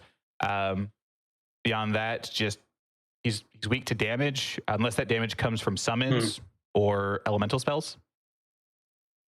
Yeah, so the non-elemental nuke spell that Fusia has does big damage, but if you try to do like Fire 3, that'll heal the Peldim. Yep, he resists all elements, so he would take less damage from physical attacks to those elements, but absorb the spell versions. And if you cast summons on him, he just counters with Quake, and it's kind of devastating. For some reason in the vanilla game, devs thought that Rydia having access to summons was incredibly powerful, which it was. And so like all of the moon bosses punish summoning in some form or fashion, except for Plague. And Wyvern does punish you, yeah. But we use that to our advantage typically. But luckily, Rydia also learns black magic in the vanilla game, and that helps still. Yeah, but when you're a kid, who's using the black magic spell when you could summon these awesome creatures? That is true. Like I definitely, as a kid, got through the lunar subterranean by just using Bahamut over and over and over again. That is true. So now Pancras flying over to Toria, heading north here, going to pick up a black chocobo and head to Cave Magnus. Completing Cave Magnus is objective number 1, and with a twin harp in hand, it's good to do your objectives. Yep, there are two things that are like the top of the checklist in Free Enterprise typically.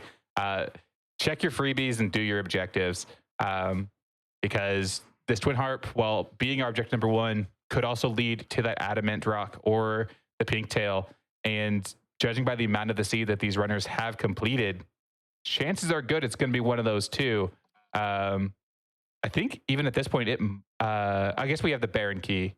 So not exactly guaranteed. Wow, words hard. We also have something else coming down here. Do you want to describe what we're gonna see here, Zoe? Yeah. So with the randomizer, obviously we randomize a lot of things, and one of the things that we do randomize is whenever you lose the scripted fight to the Dark Elf, Eddie typically plays a song to awaken the magic and weaken the Dark Elf spell. We randomize that song. There are a ton of songs in the pool. Made by our lead dev Boardface, our lead sound dev Calm Lamity, and there's a couple from community members. Xenocat in particular has a couple in here, and they are fantastic. So I am making sure that we are going to be able to get that game audio. Yeah, and we are working to try and get game audio. Yeah, and so once that happens, and we're getting close to that, after the week, we'll say we can't, and then we'll go a little quiet so that you all can enjoy a little bit of DJ Spoonie B's rockin' tunes.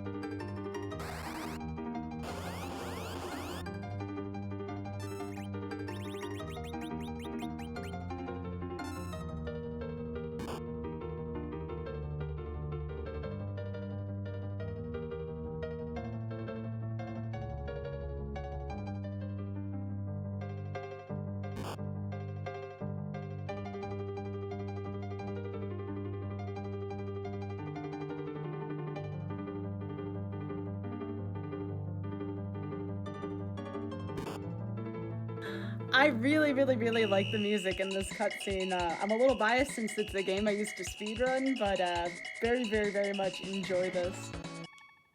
The funny thing is that one was unplanned. I just asked Calm Lamity earlier. I'm like, Calm Lamity, what song would you like to have us feature?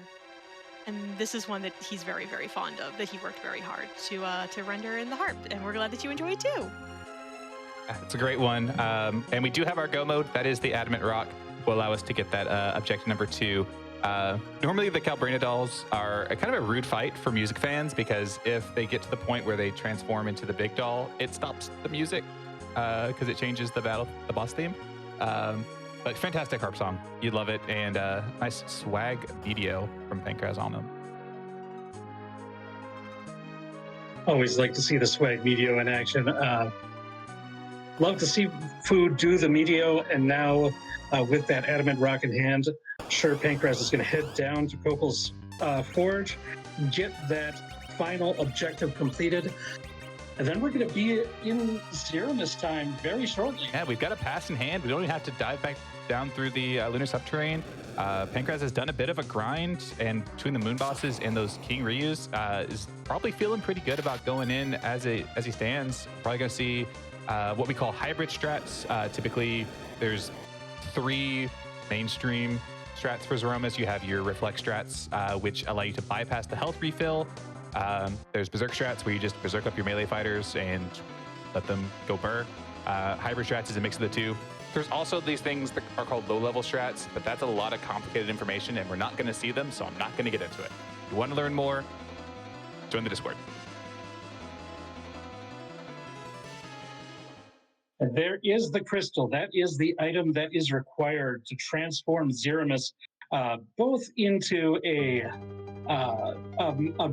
form in which it can receive damage, and to transform it into another one of the most fun Easter eggs that's available in Free Enterprise. Yeah, we'll get to that. We'll get to that. But yeah, as I had mentioned when we came back from the break, things can snowball very quickly, and all of a sudden, we're at the end of the seed on Pancraz's side, soon to be there on Dia's side. That is just how the rando goes sometimes. Gonna set up his party here, get the turn order the way he would like it to be, get his equipment set. Has double Murasame, that's actually pretty nice. Got a Stardust Rod, that is the best black magic rod in the game. So this Foo's nukes are gonna be hitting pretty hard. Finally taking off this Heron robe. That is important because that gives minus to both your wisdom and will stats, which causes you to take a lot more magic damage. And if your poor already has low HP and has taken extra damage from big bangs, she's likely not going to survive. And now we see Pancraz making use of that pass for the shortcut directly to Zeromus, and we are at that time. All right. Well, Rex, you've been around the community for quite a while, so I'm gonna let you ask the question here, because there's a question that is probably the biggest meme in Free Enterprise that we ask upon entering a Zeromus fight, which is indicated by all these Z flags in chat. Thanks for everyone showing your support. Yeah, Rex, you have a question for me? Whose butt are we going to kick tonight? That is right. The final thing that we randomize in any Free Enterprise seed is Zeromus. We can't touch his boss script. We can't touch his location. It'd be too hard otherwise. So what we've done is we have created 526 asterisk sprites. Well, this one is not part of it. It is 527, but this one is actually new and has never been before seen. So this is a brand new one. Brand new butt, and you get a random one at the end upon using the crystal, just to give a little bit of flavor to this and allow a lot of memes, a lot of video game references, and Scala to show off her art skills. They were made by Boardface originally, and Scala has done a whole heckin' ton of them. But I wanted to do one that Sky would like. We've got a Black Lotus. Oh, really? Well, I appreciate that.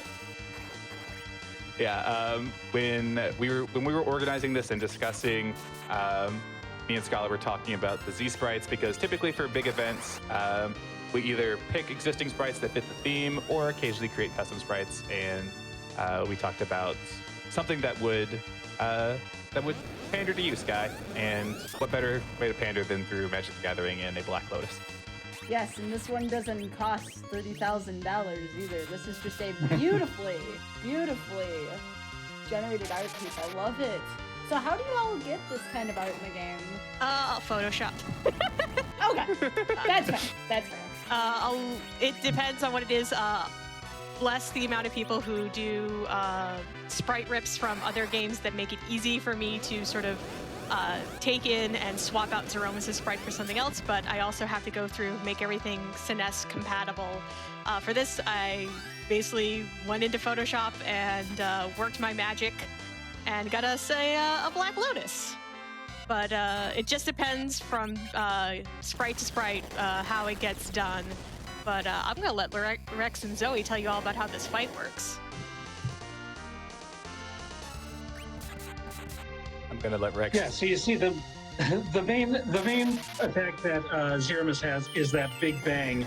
But what we're seeing on Pankraz's side is casting these high-level spells, White and Nuke, on your own party member who has a wall to deal the damage onto Zeromus, because if you cast the magic directly, Zeromus will counter with the Nuke spell targeting one of your characters.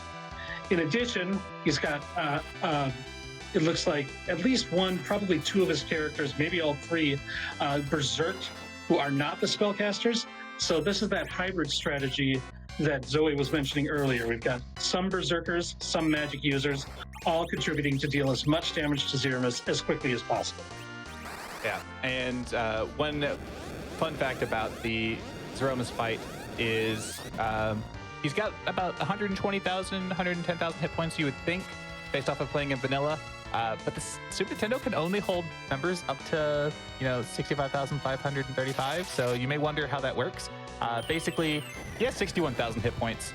And after you've dealt 45,000 damage to him, any direct damage dealt to Zeromus is going to refill his hit points back up to full to give the illusion of extra hit points. They also use this trick in the Elements location on the Giant. Not really that big of a deal for hybrid or berserker strats, but reflect strats rely on that fact because you can reflect spells and bypass that refill. There's a ton here. Wow, we're already in rocks. Yeah, that when Zeromus goes into Medio here, that means we're in the final phase, so we are very close to being done here. Yeah, less than 12,000 hit points is when he starts casting rocks, and we're about to get a crack bang boom.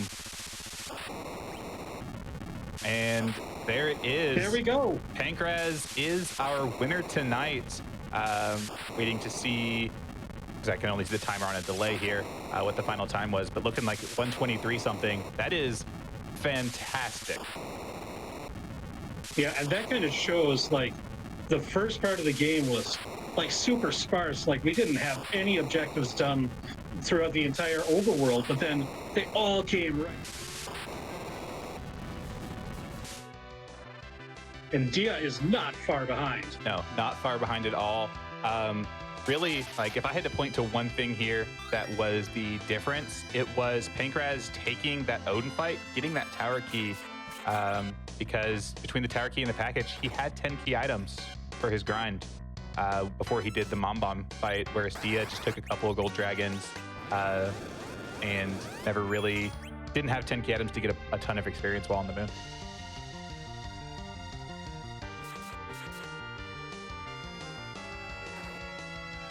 Yeah, but really expertly played by both of the runners tonight.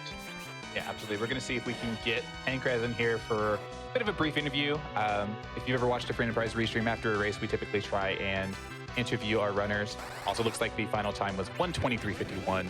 That is fantastic. That's way faster than I have completed any bracket seed thus far.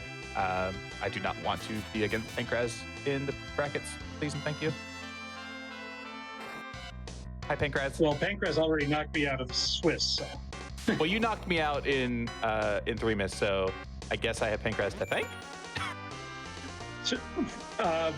Sure, but you still have the possibility of facing Pankraz, so I don't know how great that is. I don't know, it's complicated, but we do have Pankraz here. GG's Pankraz. Hey, GG's, thank you very much. So yeah, come back from the break. and then you find that Kanatsu, and then you just start finding everything else you need. How did that feel? Pretty good. I mean, I lucked into the Mom Bum. I wanted to do a couple gold dragons, and I figured, I'll peek the boss here. Maybe it's something free, maybe it's something not free, maybe it's an objective, I don't know. And it turns out it was kind of all of the above. Yeah, both you and Dia went in there. I imagined it was partial boss information, partial gold dragon. I'm not sure if you had made it into the voice chat yet, but Dia did not have 10 key items to that point, so she did take a couple gold dragons herself, but didn't quite get the chunk of experience that you did, which really, she got to the Kanatsu fight before you, she got out of the Kanatsu fight before you, but you passed her in the Dark Imps fight, and then you followed basically the same path to the end from there, and you had the levels to kind of extend that lead inch by inch. I'm guessing the 10th key item difference is the tower key and package from Odin. That is exactly it, yep. It was a little bit of a gamble taking that one. I thought it was very doable. My edge was super strong. I had Lit 3 and Nuke on Fu. I could do basically anything at that point in the game. I probably could have done the All Gauntlet too with my Mute Knife, but... And we're seeing on your spoiler log now that there's a pink tail on Golbez at the Odin throne. That's gross. That's just a little bit. A little worried that it is the Baron key that I faded, since I opted to go to the moon instead. I was worried that Dia might be thorough, finish cleaning out the earth, finish out that Baron key. If so, that would have been really interesting. Yeah, I mean, neither of you or me and Dusty, me and Dusty being two of the lone surviving members of Team Never Moon, so. It's Team Sometimes Moon. Every now and again, or you go up there, the bosses stink, and then you get nothing from it, and those always feel absolutely terrible. Oh, but every now and again, you find 4 of your objectives up there, and it works out. Yeah, and Dia looks like took an unfortunate wipe to Zeromus, and I've been hogging the mic from Rex. I'm so sorry.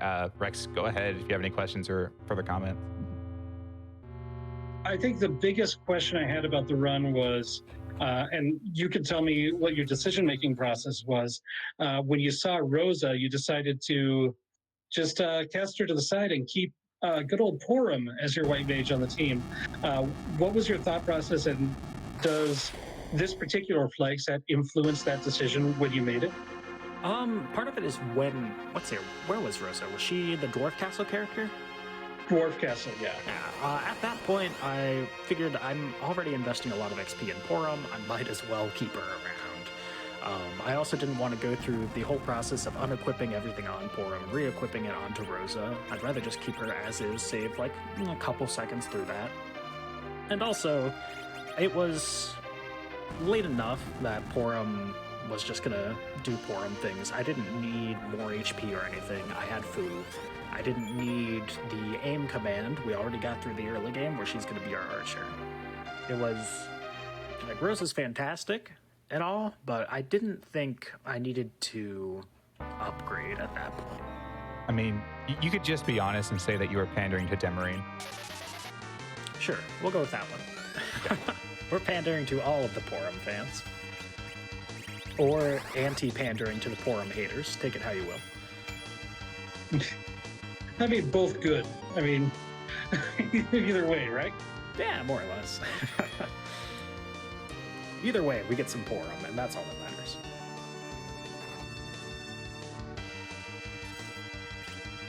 So what do you find is the most kind of interesting flag that's in this, that we have in this? What, like, is it the no sell? Like, what do you really like about this particular flag set so far? Right now, through playing it, it's a little bit of a coin flip between the SL0 and the Grab Bag kit. Like, the combination of those two can just make or break so much of your early game, and so much of what you can get out of everything in the sea. You might loot 38 ice armors, and where you could sell those in the Swiss flags for a ton of money. Can't do that anymore. Those ice armors are just a little bit of defensive gear, and there's better defensive gear usually. Combine that with the grab bag, where it's like, maybe you get in the seat a heroine robe. Maybe you get 6 iron arrows, a ruby ring, and a bard shirt. It's there's a lot of variance going on. combining it with the like money kit and everything, that really makes these flags very interesting to play. You find that the presence of these grab bags is what is the big defining difference between the seeds that you run? Sometimes, yeah. Like seed to seed, there's sort of like a general route that I like to follow and that I'm still trying to flush out since I haven't practiced brackets as much as I'd like to yet. But a lot of that route variance depends on what I get in the grab bag. Maybe I get an early weapon for one of my starters, maybe I get some killer gear that I can just start snowballing with. Or maybe I get absolutely nothing and I need to loot 40, 50 more chests in order to try and get something to get the ball rolling. Maybe not quite that many chests, but...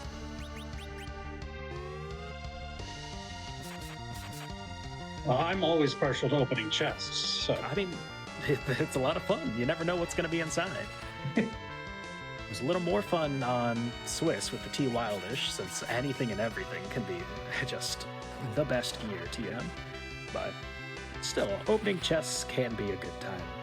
Just sometimes it's not worth the time to have a good time. Yeah, especially when you can't sell it for money and you just have to sell it for 0 to get it out of your inventory. Yeah, I had to do that quite a bit this season. Yeah, I saw that. I called attention to it because it's just like, it's more efficient than going and using the trash can, so might as well just do it this way. Yep. Quick fire sale for exactly 0. Why not? But yes. I think another thing that... Oh, go ahead, Rex. Oh, no, sorry. Go ahead. I was just going to... I think that another quirk, and we mentioned it a little bit on stream, is that you see some of these chests that have 0 gold in it. It kind of is a bit reminiscent of the old sparse that we saw in a couple events ago. Effectively, there's a percentage of the chests that are just empty. Yeah, it's a little bit... It's same vein of thought where some of the chests don't have anything, but with these flags in particular, the chests that don't have anything aren't things that you would exactly be hunting down anyway. Those are the tier 1 and tier 2 items that would just get axed by the junk flag, and maybe that chest is 500 gold, maybe that chest is 20 gold in if this was S quarter instead of SL0. But whereas sparse, it can take away all of those fantastic like tier 4, 5, 6 items that could have been in there. I think it's a little bit less harmful. Well, I don't want to say harmful. That's not the right word.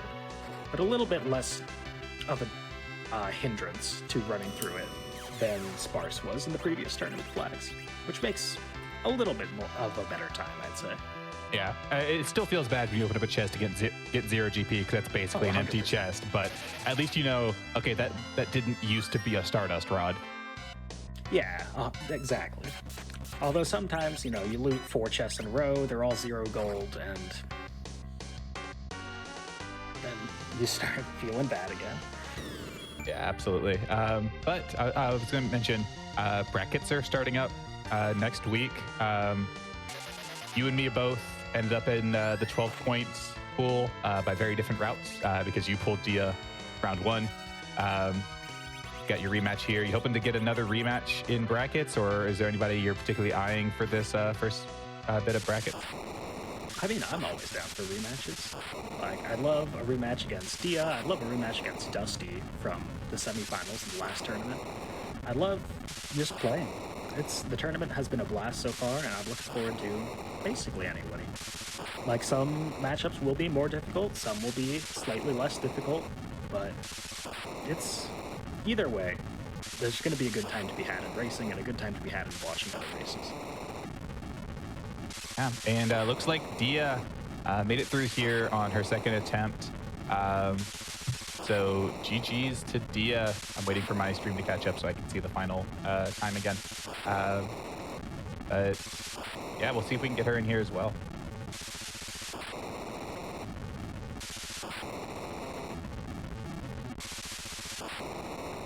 Yeah, that was an unfortunate wipe that Dia took the first time, but able to get her revenge, defeating the Black Lotus and restoring peace to the world. I mean, this is just what Wizards did when they banned Black Lotus, right? You know, you just have to fight it. You have to go through. You have to avoid some rocks, and then put it on the ban list. That's how that works, right, Sky? I just got back here because I brought Dia with me. So you're talking about the ban list? What specifically? Yeah, I was saying, like, this is the same process that Wizards goes through to put things on the ban list. They have to fight it in a Zeroma-style final boss. You have to avoid some rocks, and then it can end up on the ban list. Yeah, we went through that with Oko, with Uro, and with Omnath. Yeah, can confirm this is how it happens. Yeah. Okay, Scala, you need to make those 3 sprites first. I would love an Oko sprite. My goodness, that's one of my favorite cards, even though it's a horribly broken card, and that's why it had to be banned. I love Oko. I think Actually, Okomos would be pretty good. I think Scala would also enjoy the art for Okomos, so I need to send her the art. Okay, real quick. please send me the art. I know magic mainly through a small amount of osmosis from my brother, and that's about it. I'm just gonna say that the character design is very much your aesthetic. Okay. Yeah, Yes. without a doubt. Think like fantasy and fairies and like, whimsical. Yeah. That's like Oko. Zoe has showed me the art, and that is my exact aesthetic. Oh yeah. Yeah, agreed.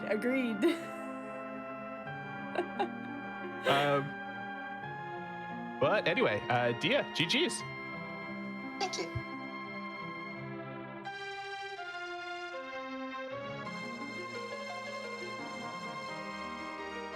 Dia?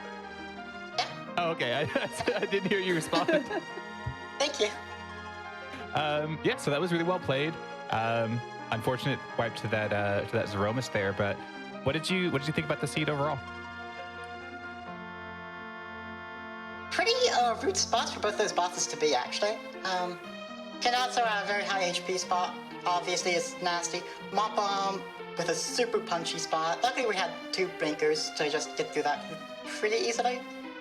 Harder card Harp's always nice for the fans. Other than that, not much. Yeah, things snowballed there at the end as you came back from the break. Your Foo sat there casting Virus for a very long time, but it ended up working out well in the end. Kind of same question for Pankraz. Brackets are starting. You, I believe, finished 5-1 in brackets. Yes. Yeah, so you're going to not have to worry about the die roll of whether or not you have to play in the opening round like me and Pankraz do. But are you looking forward to any particular matchups? Maybe a third go against Pankraz with Lali-Ho flags? Pankraz, Dusty, the usual suspects. Of course. What can I say? I just want to beat the people. I mean, you set your sights high. You aim for the top. Yeah. That's where you're at. You're one of the best racers we've got. I think that's the general consensus throughout the entire community. So seeing you face off against Dusty or face off against Pankraz is always a treat to watch. Yeah, and it's always fun to be race those and watch them back, because just to the small route differences and how they add up in time. It's always very interesting to see.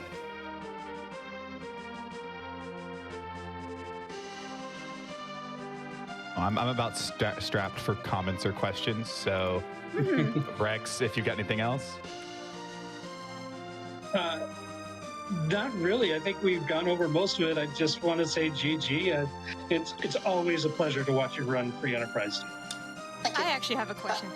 Sorry. I do have a quick question. That was Gauntlet in the Leviathan spot, right? No, Gauntlet was in Feymarch.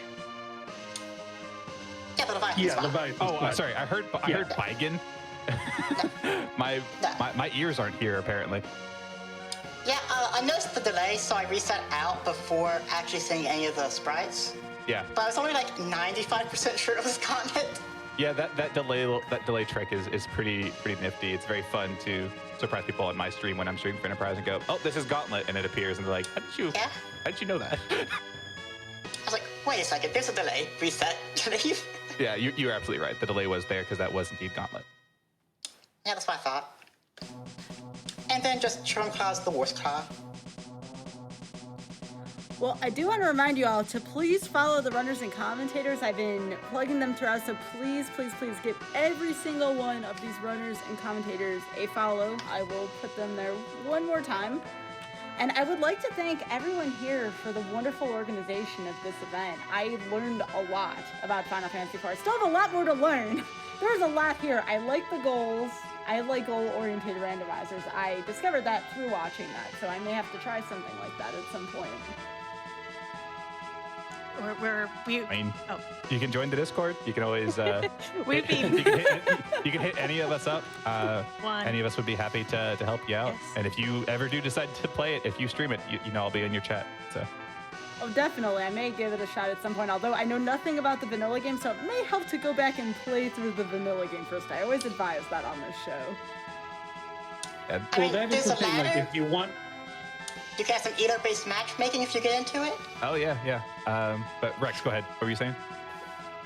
I was just saying, if you've got any interest in like learning the story, like play the vanilla game first. Mm-hmm. But we do have a number of runners who have jumped right into free enterprise without ever playing the vanilla game, and they enjoy it as well. Wow. So it's just whatever your priority is. Yeah, we have the flag set is incredibly modular. You can pick and choose flags that make it as easy or as hard as you want. There's tons of great ways to play it, and there's no wrong way to play free enterprise. Absolutely. And as Dee was mentioning, starting yesterday, we have our own ELO ladder league. So if you're interested in ladder play, playing up against runners of your similar caliber, not specifically you, Guy, but anybody in chat is watching, maybe wants to play, but you're also welcome. You can always join the ladder. There's a Discord, there's a website for it. Details are in the Discord. There's an announcements post about it. It's super fun. I raced in 3 of the ladder races yesterday across 3 different flag sets and had just a great time. That sounds cool. I'll definitely take a look into it. Again, !RNG for the resources. And again, please be sure to follow all of the runners and commentators here. Now, we are not done yet tonight. We are certainly not done yet. I looked at the abbreviation for the next run we have coming up. We're doing another Final Fantasy IV Free Enterprise, very different though. And it's going to be a showcase, not a race. It is, I see PB2J. Well, that sounds like something you may eat. It's actually press B to jump, which is going to be cool. Again, no clue what that means, but I'm very intrigued and interested with that. So coming up after the break, we will have, I believe, Gambit running with Antidale doing commentary. So very much looking forward to that. A lot more Final Fantasy IV Free Enterprise coming up. But before we go to the break, remember again that if you are interested in volunteering for SGDQ 2021 online, volunteer submissions are open now until April 23rd. Go to GamesDoneQuick.com to find out how to submit your volunteer application to help out with the event. Also, Random Number Generation and GDQ Hotfix is brought to you by viewers like you. Your subs, gift subs, Amazon Prime subs, and bits cheered on the GDQ Twitch channel help support our weekly Hotfix content. Thank you so much for enjoying our shows. And again, we are going to be having a new crew here coming back, so I do want to hear it one more time for the wonderful cast of runners and commentators we have here. That is Project_Dia, Pancraz, Scala, I got that right, Scala Kitty, Zoe Vermillion, and Rex Raoul. So please be sure to give all of these wonderful folks a follow. And with that, we will be right back with Random Number Generation.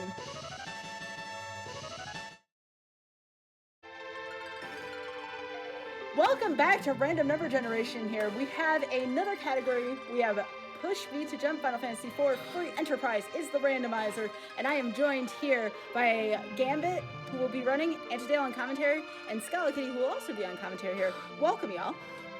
Welcome back. Thanks. Yes, welcome back to you, Scala. So, do you want to tell us a little bit about, first of all, I hear there's a tournament coming up. This is very important information that I'd like all of our viewers to know. And then second off, how these settings are different from the previous settings we had in the race, and which one of these settings will be in the tournament. Okay, so what we just watched was the Lali-Ho League brackets flag set. The Lali-Ho League is our spring tournament this year for 2021.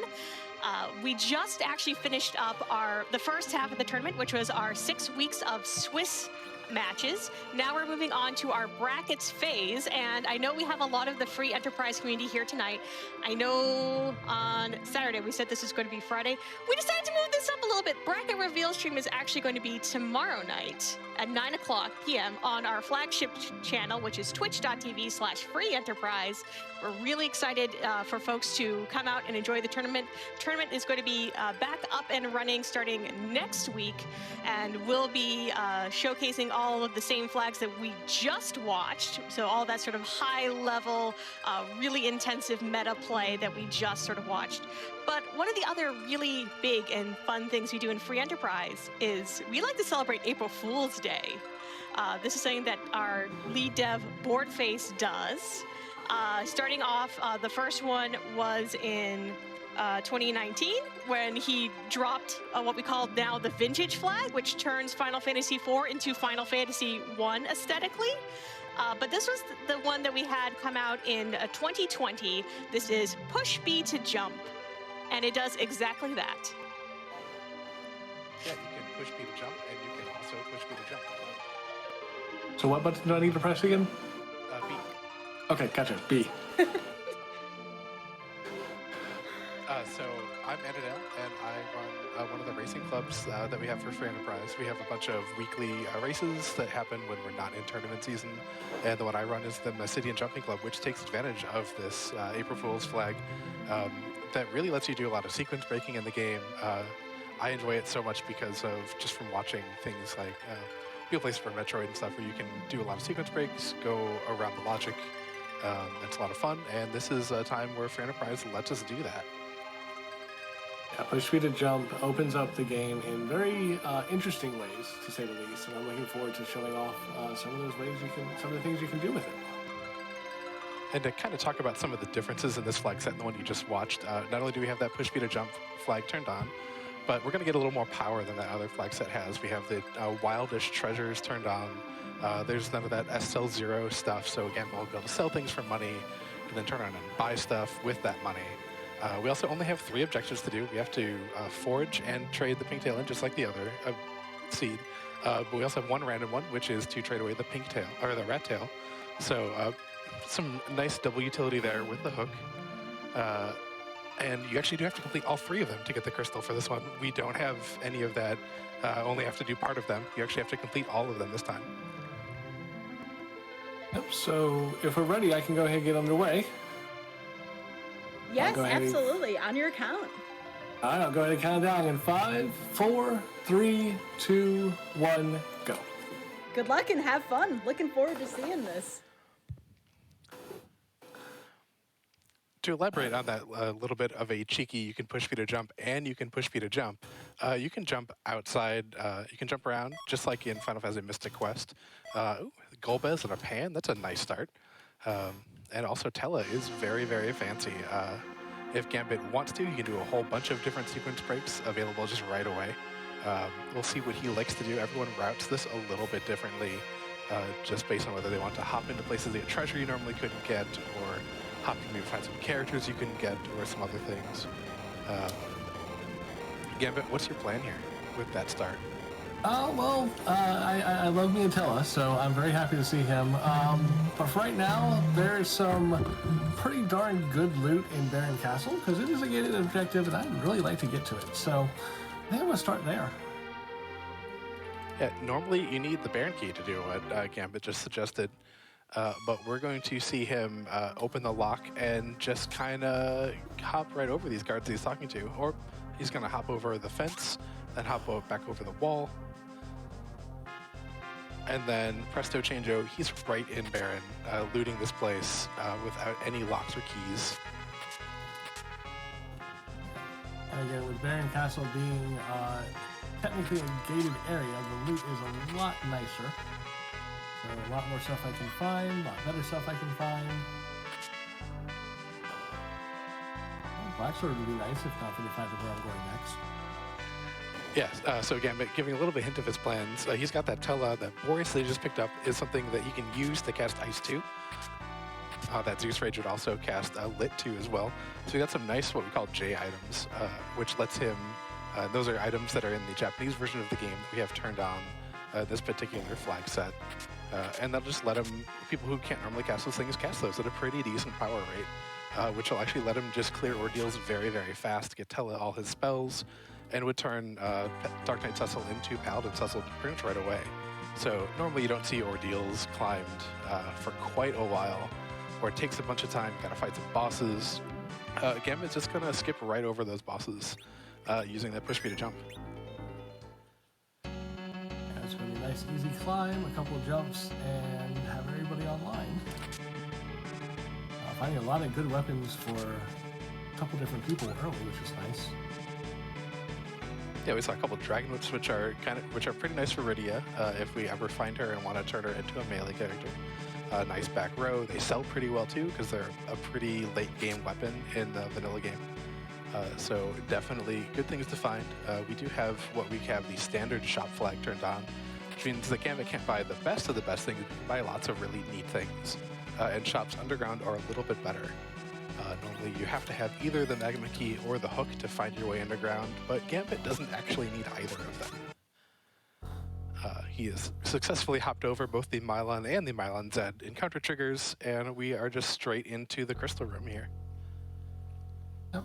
No worries about any monsters on a bridge. Just hop right over, see what we get, and get some telespells.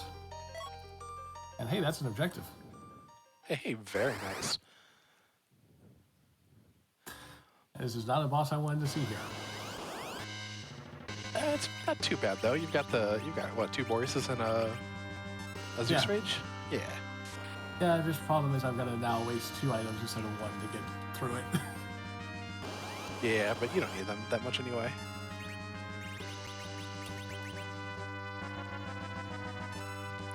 And one thing with this flag is that it doesn't actually change any of the logic. So normally, with the flag set that we mostly play, key items are arranged safely, where you don't have to go to the moon to get underground, where you don't have to fight certain bosses to get access to underground, because some of them can be really tough and challenging, and sometimes nearly impossible without an excessive amount of grinding. So those are still available. Those safeties are still turned on. So as Gambit does things, he can really whittle down where his intended underground access could be, which is, when you're in a racing context, really nice. Outside of racing context in this exhibition, not as big of a deal. But it's just a lot of fun to kind of keep track of where the seed wants you to go and where you get to totally ignore it, because this is the only flag until a couple of the 2021 April Fool's wacky flags would let you kind of break that logic. As you see there, no real hardship getting through Dr. Luge. Tele is now fully online, and even though we have defeated a boss, we technically still have a level 1 party. Yeah, no experience. Got a second key item. Is ready to rock.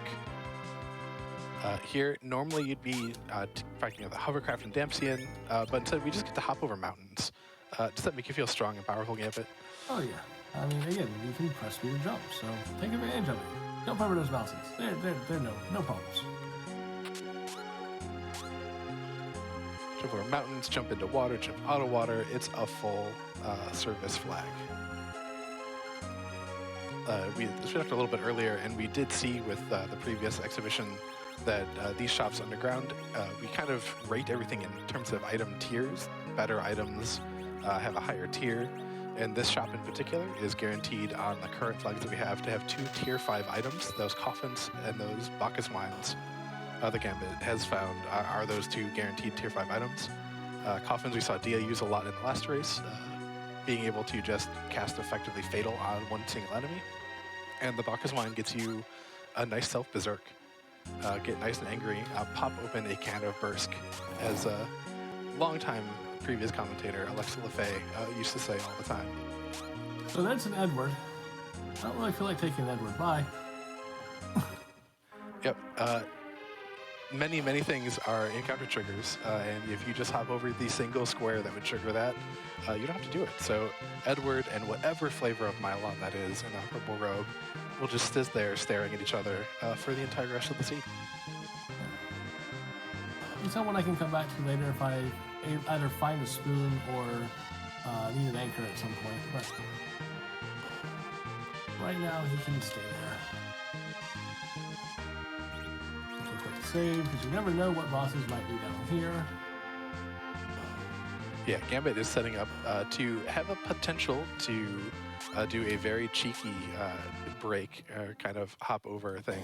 Not only did we not have to fight either of those hook bosses, we get to the pitfall. You can hop over that pitfall. It doesn't really do anything for you, unfortunately. You just get to have a lot of fun in a place that you normally can't ever walk.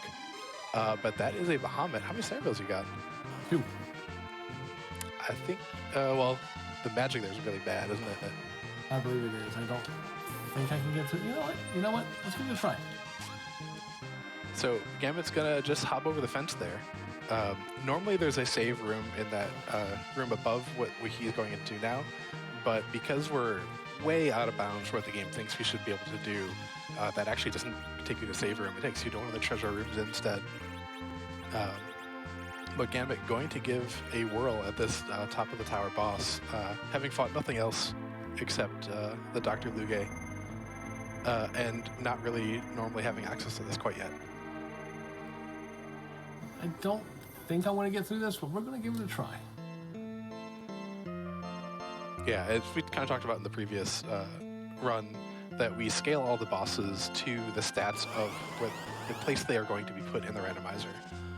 The Dr. Luge fight itself in Vanilla doesn't have a whole lot of magic power, so the bosses here also don't have a lot of magic power, whoever comes here. So while Mega Nuke does a lot of damage normally, it's probably going to do like 1,000 to 2,000. And there's an awful lot of HP here, because this is normally a fight with 4 different forms. You've got Dr. Luge and Balnab, and then you get Balnab Z, and then you finally get the second Dr. Luge form. So there's a lot of HP here. I don't think Gambit's actually going to be able to chew through it all with the reflected Mega Nukes, but he's going to give it a good shot. Yeah, we're setting up to attempt to do some agility manipulation, see if we can keep that Skybilz up on Yang for a while. I don't think at a level 1 setup I can pull this off, but no, if I do, it's... If you do, it'd be amazing. It'd be counter to all of my experience with Free Enterprise.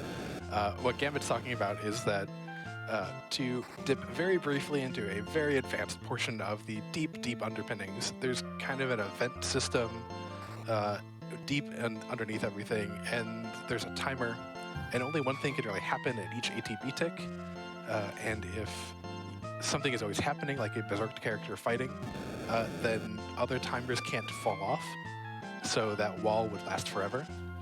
But I don't think Yang is fast enough relative to Tella to actually have that work for him, unfortunately. I've already made it through 4, which is 2 more than I thought I'd make it through. Yeah, you waited a long time for the first one, so I would have assumed you would have gotten to 3, but this is definitely held out there longer. It is. There it is. But that's why we save, and now we get to go just hop back down through the pitfall one more time.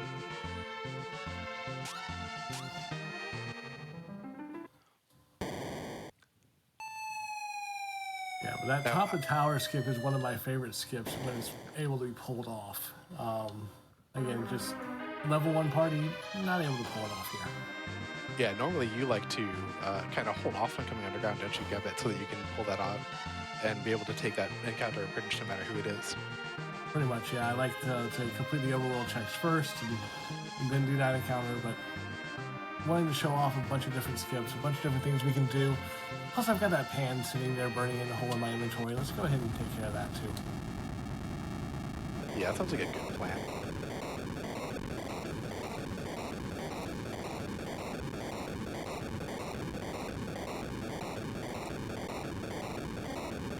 Gambit, were you around for the first night when Push Speed to Jump actually dropped and a bunch of us were kind of figuring out what you could do with it? I wasn't around for that first night, no. I know Scalo was, because there were a couple of races in the Discord, and Inven was, Invenerable, one of the other admins of the community, was doing a whole lot of running of it too. I should probably explain how April Fool's works for Free Enterprise, which is that... That sounds like a good idea. Yeah, the April Fool's flags are Board's little secret projects, and he does this usually not telling any of us. I know for the 2021, he and Rivers did work on it together. But otherwise, for the rest of the community, it's a big surprise what it is. And after it happened the first year, which was completely unexpected, none of us at all were expecting to load up free enterprise, and suddenly everything looked like Final Fantasy 1. And now is sort of like this annual tradition where it allows us to play free enterprise in a way that is very fun, that is very different from what we do normally.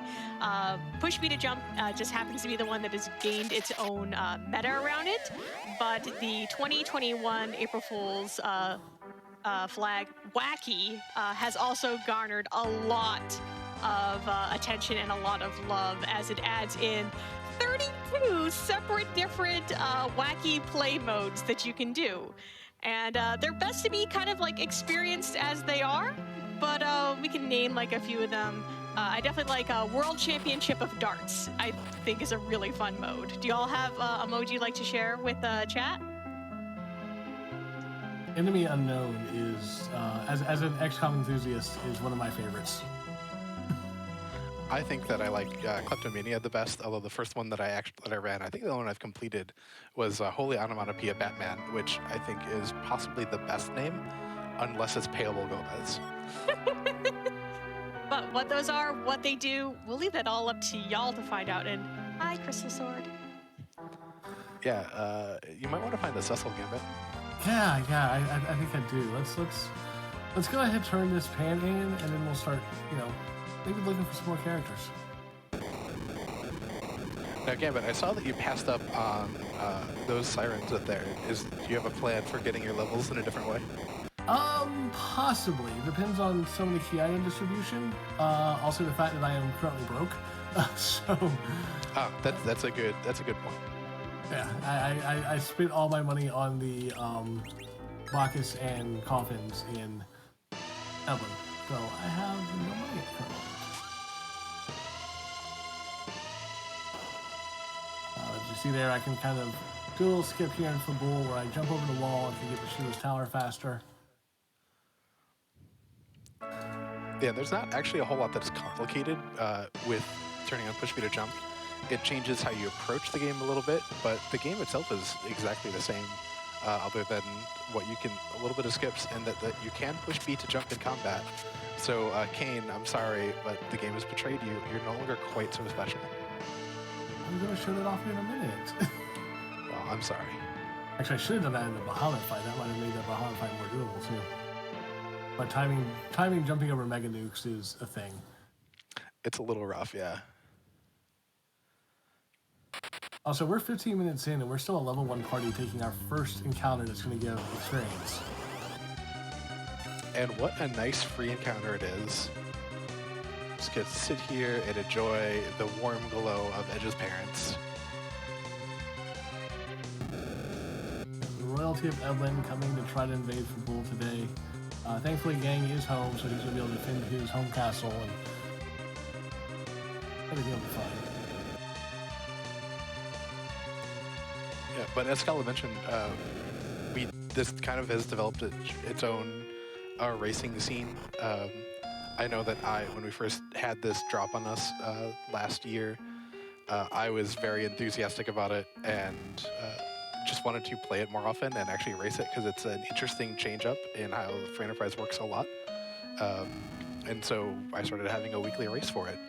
And a bunch of people, Gambit one of them, have played in many of those races.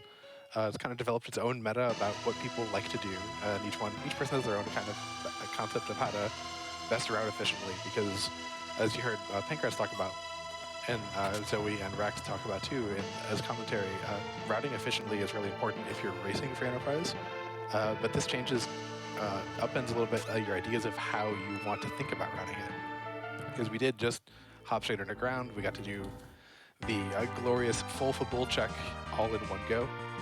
Getting all 3 key items, it's really nice to be able to do that. That was for you, Rivers. But just start talking like community-wise, like this is something that is a really fun part of Free Enterprise is sort of outside of tournament time, which is where we are right now. Our off season still offers folks a wide variety of experiences. Usually we do 2 weekly, like sort of big community races a week.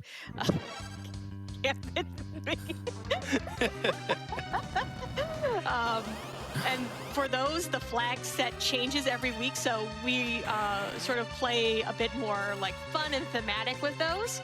And then we have a whole bunch of our different community leaders who put on our different community clubs, and they can have a whole bunch of different themes. Like I said, we have Antidel, who runs our My City and Jumping Club, but Zoe, who was on a little earlier, V runs our Free Enterprise Legacy, which was a really popular club last year, where the flag set incrementally changed over the course of the season due to, in response to what runners would do, there would be different meta objectives for them to do, but also the winners of the races got to choose a flag to change, and it became this really interesting, fun interplay between the sort of the admin team and the community at large.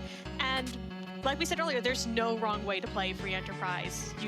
We've had folks come up with all sorts of different modes. Like we have the dark matter hunt mode, which you instead is more like a Triforce hunt. Go find 30 pieces of dark matter hidden in treasure chests.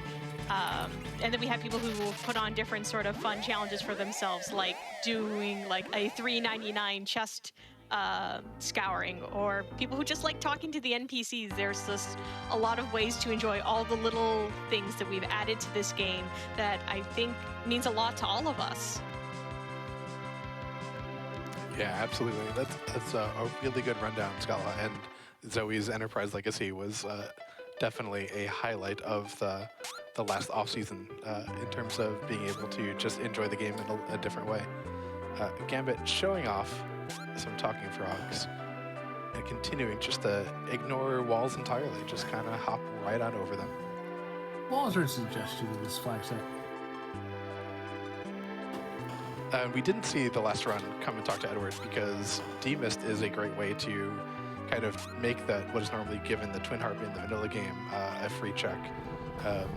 A good way to make that a little bit harder, but because we hop over so many boss encounters in this, it's not a lot of fun to go and check and see who a boss is and then reset if it's not demist.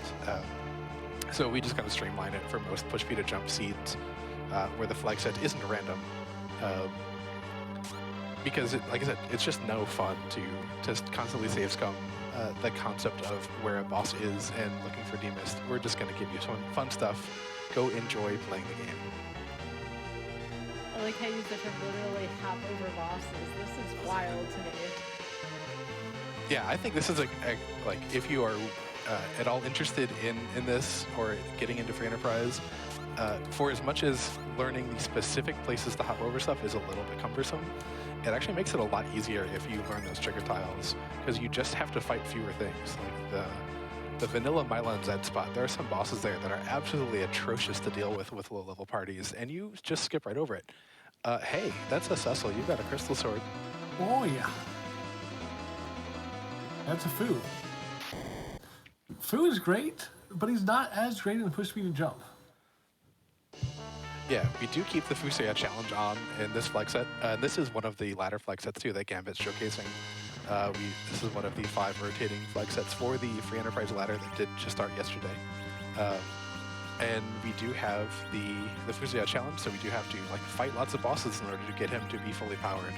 So Fu is actually noticeably depowered in this flag set, which is a neat change.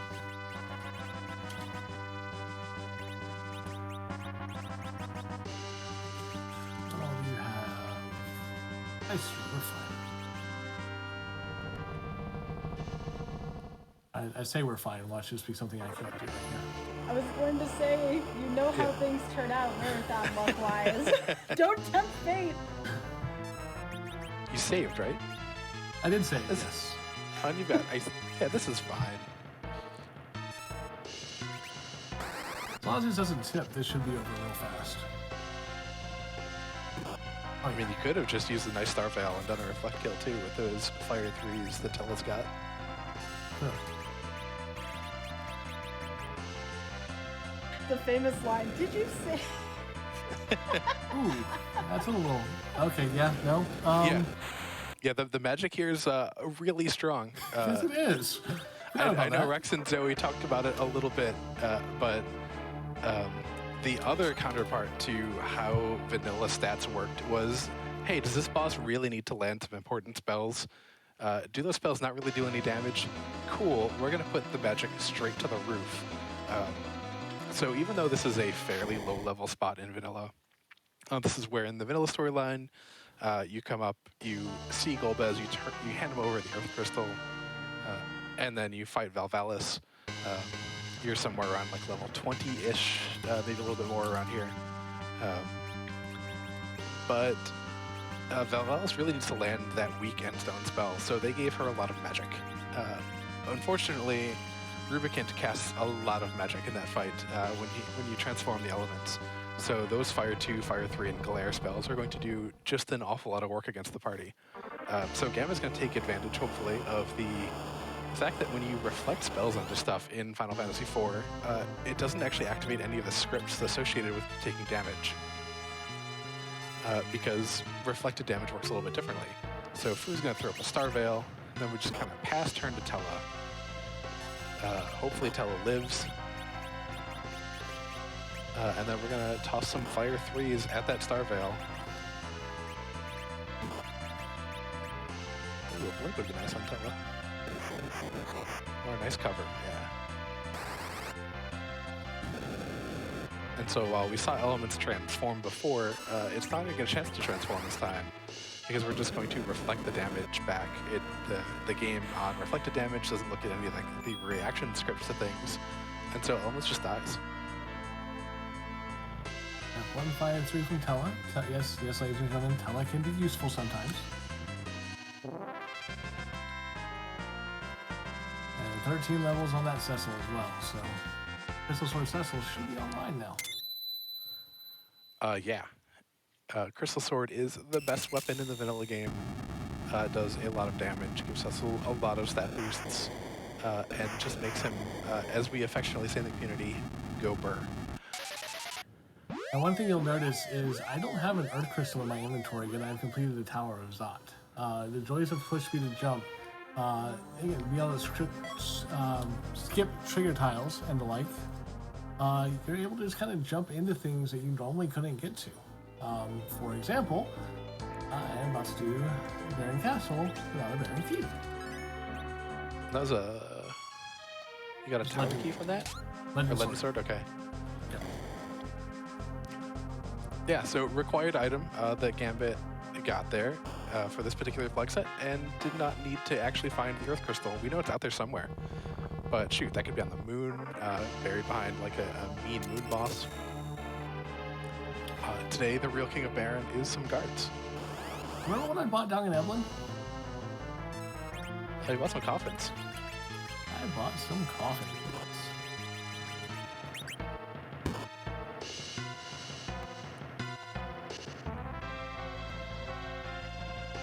So a nice quick cast of Fatal off of those coffins. Those guards are going to go bye-bye. Most bosses don't, you can't do this to, but there are a number of bosses that we call free bosses that are storyline-wise in key fights, not random encounters, but don't actually get what we call the boss bit, which gives them a lot of protection against things like Fatal and Weak and other things. So we're able to just throw some coffins on them and call it a day.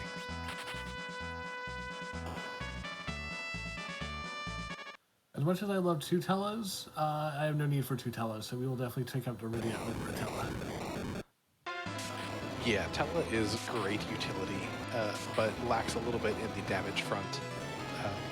One thing that we also had turned off in the previous flag set was the catch-up XP. Most of the time, without that flag turned on, in Free Enterprise, when you have a character joining your party, and you have a full party of 5 characters, if that party is more than 5 levels behind the median character, so you kind of line up all their levels up together in a row, and you say, cool, that's the middle one in this lineup, and then are you 5 levels or more below that number, that character gets double experience points until they catch back up, until they're no longer that 5 levels behind. that is turned on in this flag set. So there are some really cheeky things you can do with that to kind of really accelerate their experience growth. We'll see if Gambit kind of gets a setup to where he's actually interested in doing that or not.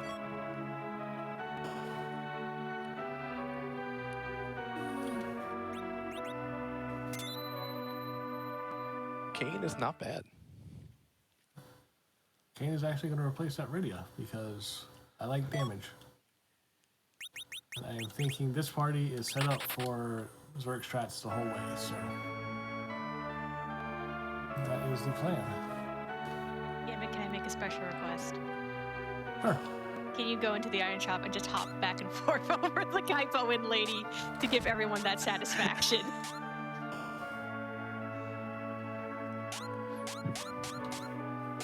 This is an NPC that is so infamous. She is actually one of the 528 now Z sprites. Yes.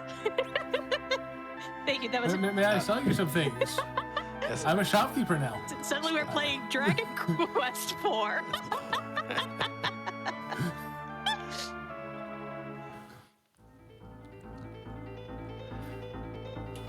I mean, Tella he's got a wealth of experience as a man who has seen all of the world and forgotten many spells, and now has relearned them. Also, what is it, like almost half an hour in and you're finally doing Antline? Yeah, I figured I'd pay homage to PK as long as I could before going to Antline. Also to Couch and Night Dukes, I know they started it. That's one of the many memes we have in Free Enterprise is fading Antline, because it is literally one of the first and easiest key item checks in the game. I'm press me to jump, you see I'm able to... I'm regretting You're this able to decision. find yourself an off gauntlet. I'm regretting this decision now.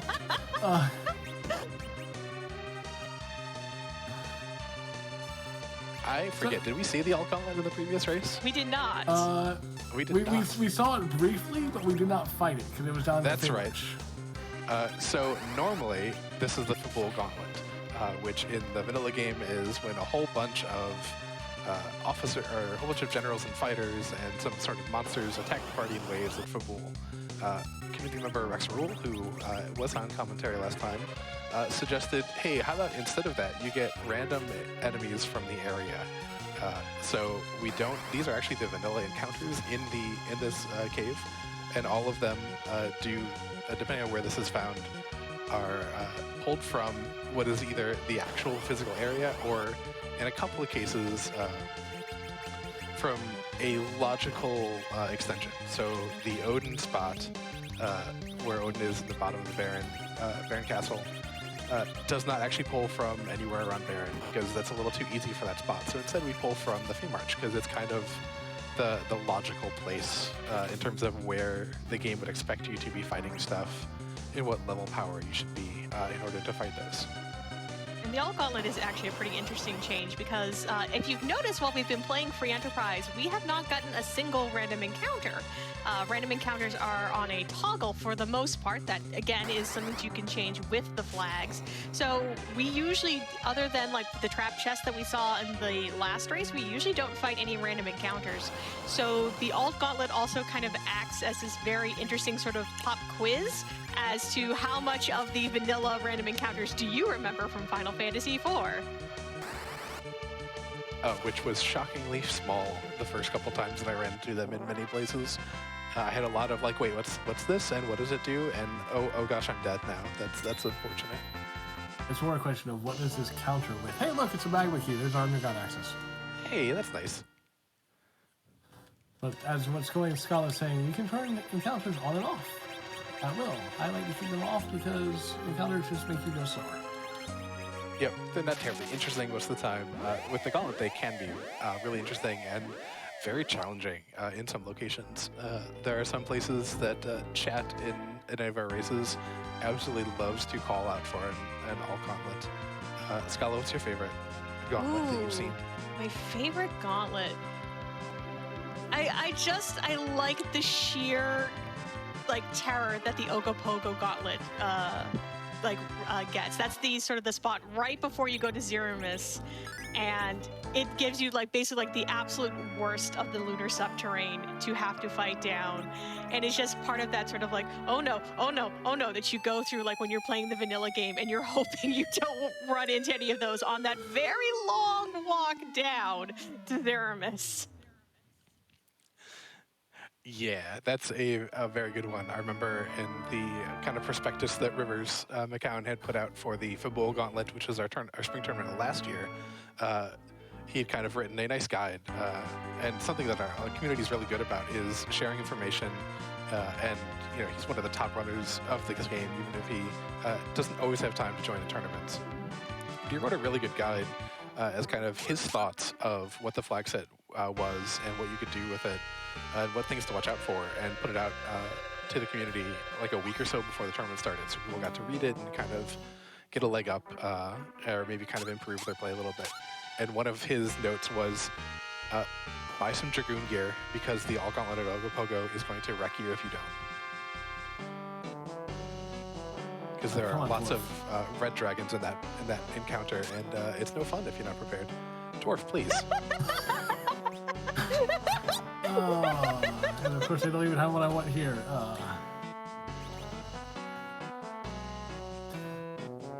You see, I got tired of waiting on the door, so I just jumped over them.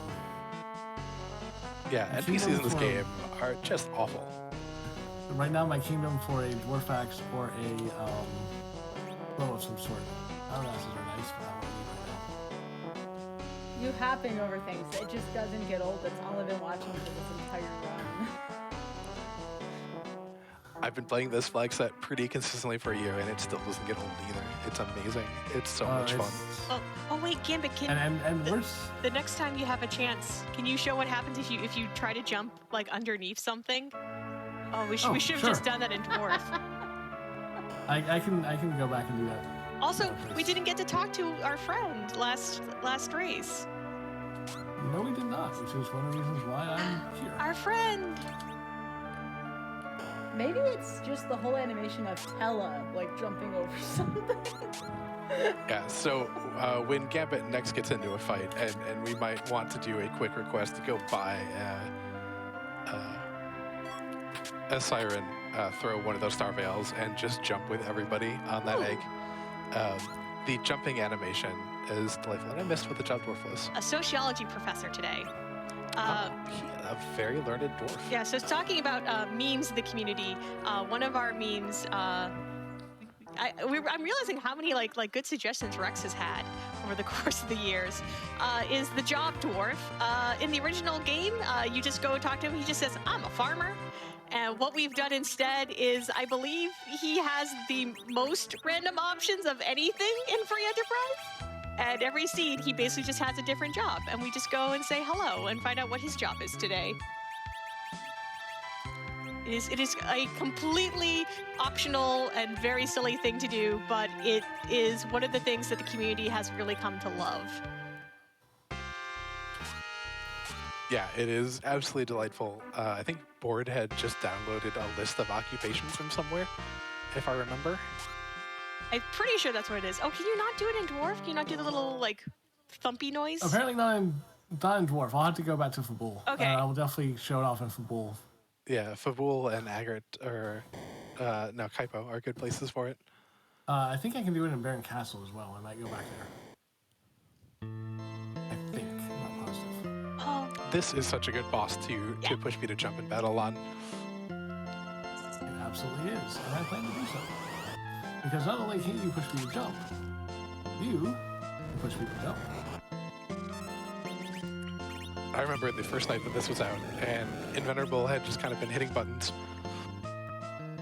And he kept hearing a noise when he hit the B button in battle, but just thought it was broken or something, because he didn't also hit A afterwards. And you just saw Cecil go ahead and just jump, like Kane does. But Cecil normally can't do that. But he comes down, and then it jumps, just like you normally do against Valvalis. But now everybody can jump.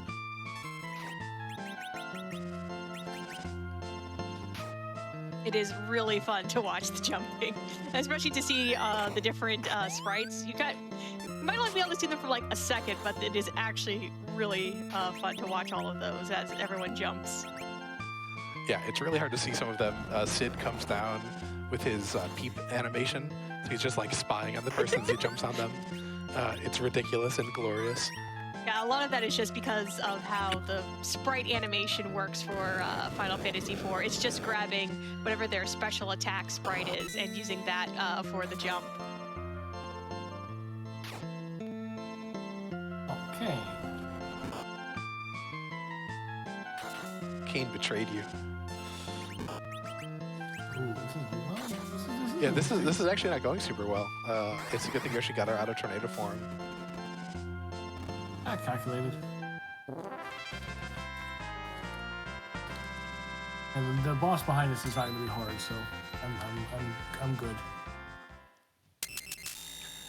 My favorite part of that entire thing is that if someone is in critical HP and Cecil is in the air, Cecil will cover from the air, and it's wonderful. Hey, that's an edge. I tell her.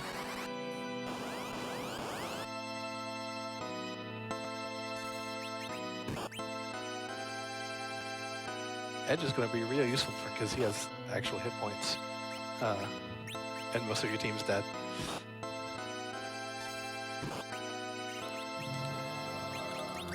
Two should be enough. We might get a big doll though.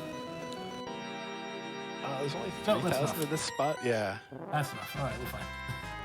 Yeah, so Vanilla Golbez's spot has about 3,000 HP, and it's now split amongst the big doll and all 6 of the small dolls. So each one has very little HP.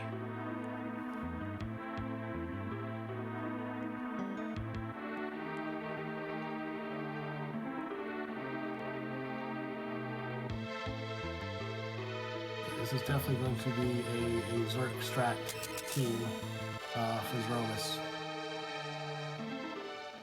Yeah, absolutely. Have you had a curse ring yet? I have not, no. Okay. That's the one thing I don't have, and I would like to find if I could.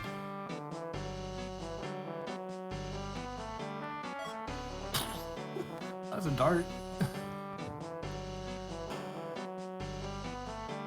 As we talked about in the previous run, Dwarven Fashion is strange, and I don't know if Luca should be carrying around sharp legendary weapons around her neck. However, sure. she's going to do what she's going to do. Okay. I'm going to make an attempt to do these two bosses. I don't know how well it's going to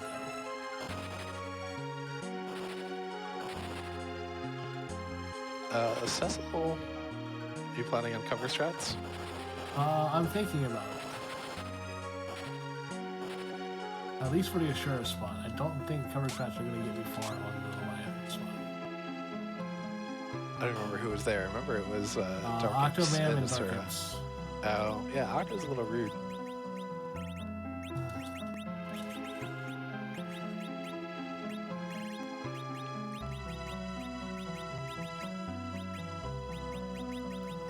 So Gambit gonna just sell probably most of this inventory. A lot of the stuff doesn't actually matter.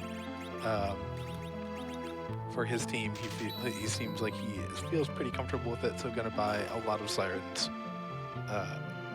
Sirens summon the rarest encounter in a particular area. That the community has done a good job of figuring out which ones are actually useful ones to know about. We've got some various guides all over the place for, hey, I'm stuck, I need levels, but I have sirens, where do I go? So there are places in the overworld, in the underworld, and a couple places on the moon that we kind of have mapped out as really good ideas to go for getting levels very quickly when you have sirens. Yep, and I will show off one of them probably after this fight. Bounce me down just a little bit. So how many levels do you think you need to gain over the course of this randomizer to be successful at completing it? I always get very confused with RPG randomizers in particular. That is a question that the answer to that question has changed so much over the course of the life of the randomizer. Most normal, what you would expect to do strats are looking probably in the mid 40s to higher. but like mid-40s is, for many runners, a pretty comfortable place. You can go in much lower. There are some really interesting and niche strats. Edward at level 5 with the right agility anchoring, which is in the community often called as black magic. It's not terribly black magic-y, but it's pretty specific about what you need to know and do. But a level 5 Edward with the right setup can do all of the work, actually make Zeromus do all of the work of killing himself. Which is super neat and interesting to watch.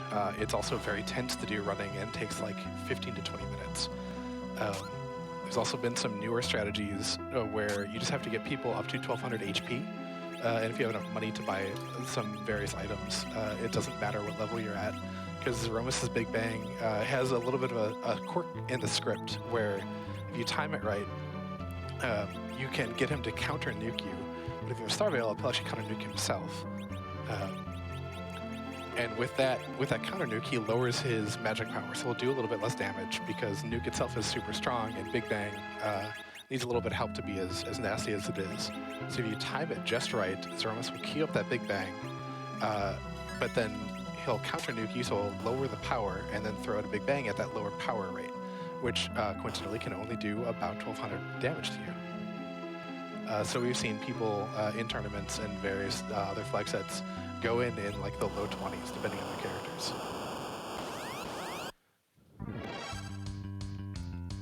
And that's what happens when you have a game that has been heavily raced now. We're in year number 3 for Free Enterprise, which is amazing when you really think about it. Now the Violent Spot's not going to get done quite yet. That is doing a lot of damage that Octomam is pumping out, even at a lower battle speed. Yeah, I know I started watching people race Free Enterprise right around the first Zima Zone tournament, which was as far as I know, the first non-invitational kind of tournament. It had open qualifiers, and I don't remember how many people joined, but it was a good number. It was open qualifiers. We did it through SRL. We were averaging about, I know that's still, I think, the largest Free Enterprise race, at about 70 people in one of those qualifiers. But that's where a lot of people got their start in. I came into Free Enterprise just before that, having come in through the vanilla Final Fantasy IV speedrunning community, and people were like, we need someone to do like tracker icons and like stream graphics, and I'm like, I can do that, I guess. And I just kept saying yes. When the question is, can you do that? I'm like, yeah, I'll figure it out. And now Scholar is the community night mom, and we love her very much. Aww. I love the community very much too. Yeah, Scala does so much. We would not be the same community without her and all of the effort she puts in. In the meantime, we're going to take another shot at this lovely here Bahamut. This is going to go a little bit differently. Yes.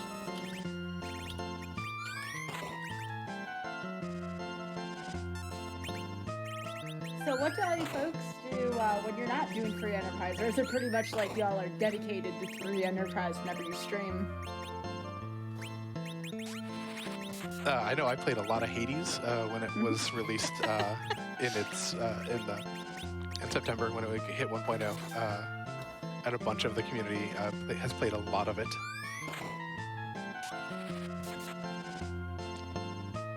Mainly, I mean, it's Free Enterprise is mostly what I do. I dabble in every once in a while a couple other things, but mostly it's Free Enterprise and different flag sets. Especially right now with the ladder. Free Enterprise ladder just came out. There is a rotating amount of different flag sets daily. Right now, I'm almost getting to a race at any time of day.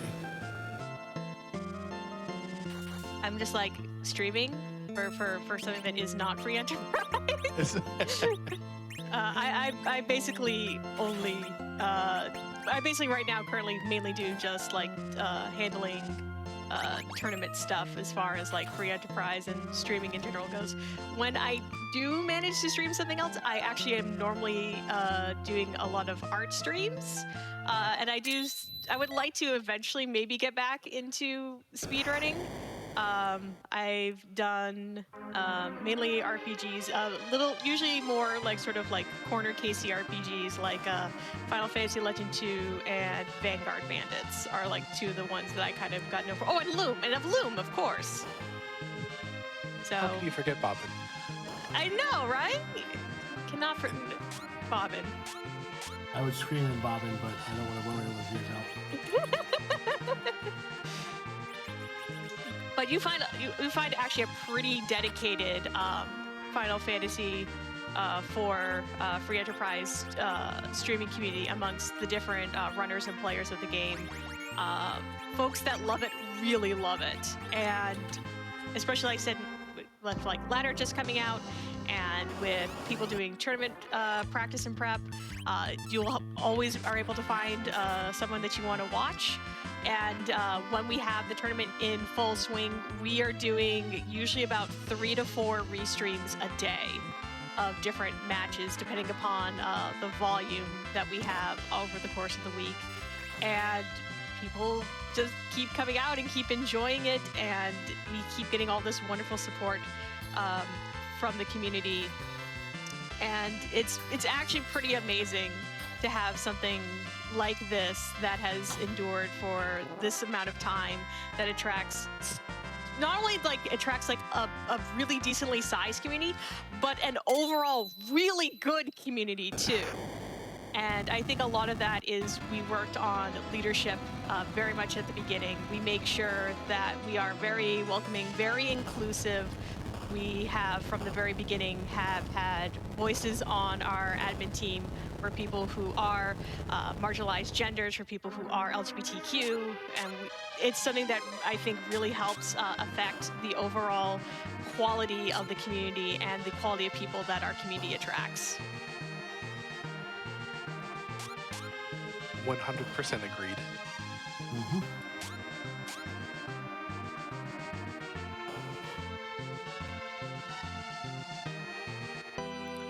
Gambit continuing to show just lots of little time saves, hopping on top of ceilings and hopping right off, just so you have to spend a lot less time walking around. That's part of what makes this flag set, even though it can, there are previous iterations of it that have really high completion percentages, but get done in like an hour 30, just because you can save so much time if you know all the little pieces.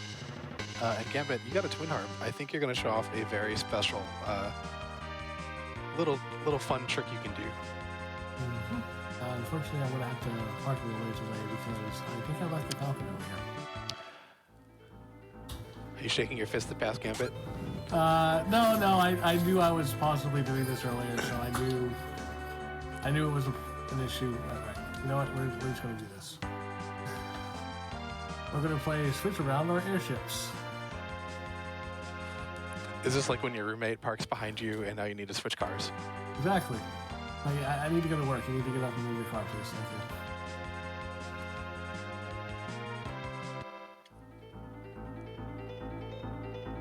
Thank you. I did have a water hag fight in the Super Cannon room. That's one of the few places you don't want to see water hag, just because he is a free boss. He's a very easy script.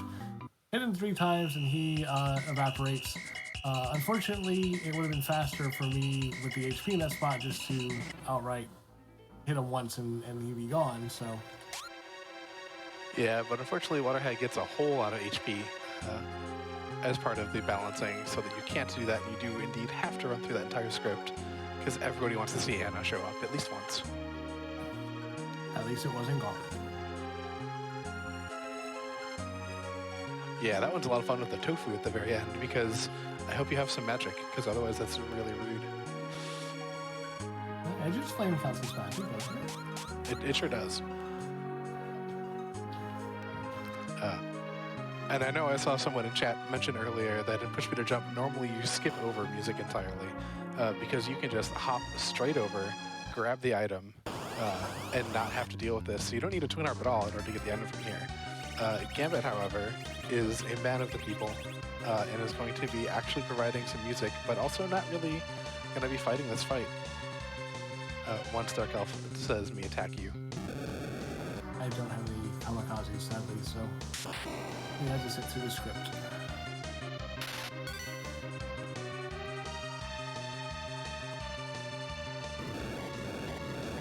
Maybe dodging a leak like a boss there.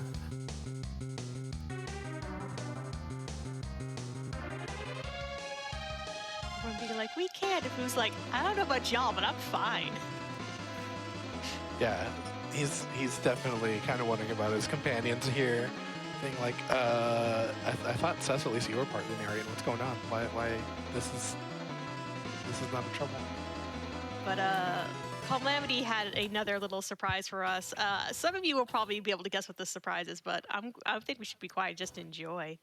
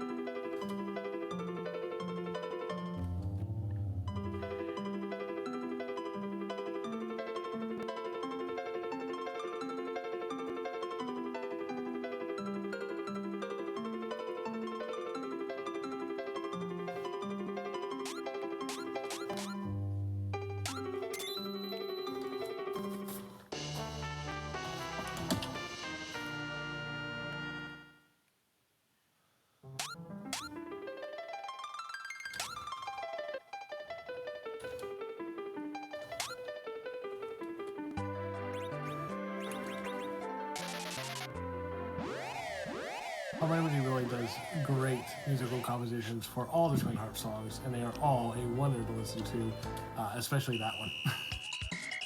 And I believe that was the very special birthday edition. Yes, that was something that we did this year, and hopefully we can continue it with the rest of the devs.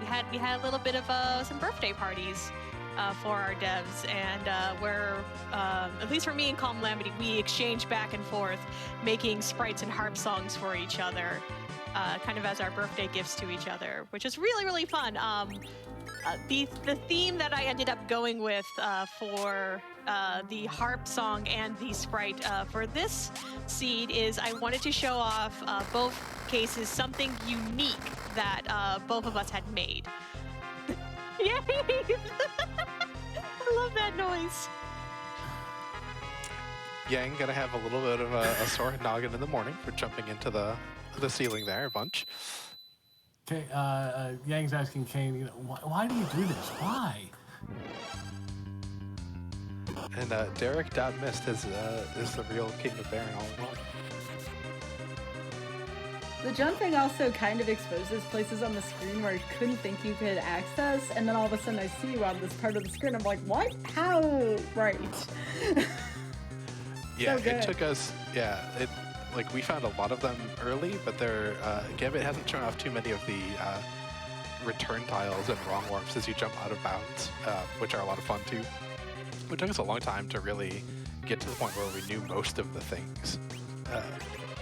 Because our brains are so used to playing this game straight up, that all of a sudden having it be like, oh no, you can actually go here. My favorite one of that is walking over the invisible tiles in Feymarch. Yeah, those are amazing. I showed that off. Oh, you did? I know you did. Yeah, you did.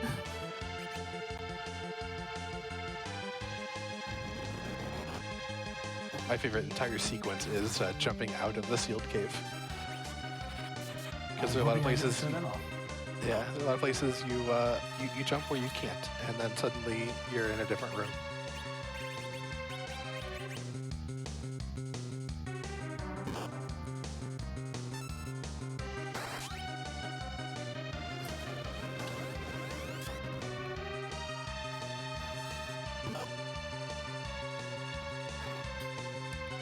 Do you ever get slightly annoyed, Gambit, at fighting D-Mist in push B to jump seeds?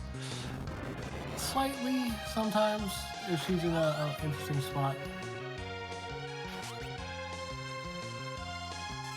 right now. I'm going to see if I can't time some of these jumps. Looks like I got a good timing.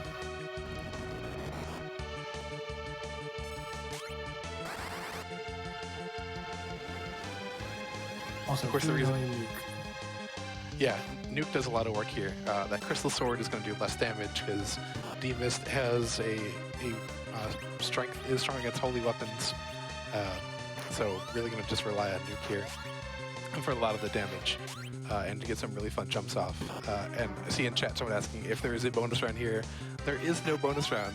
Edward provided us a very nice key item. I think it was the pass. Yes, I believe so.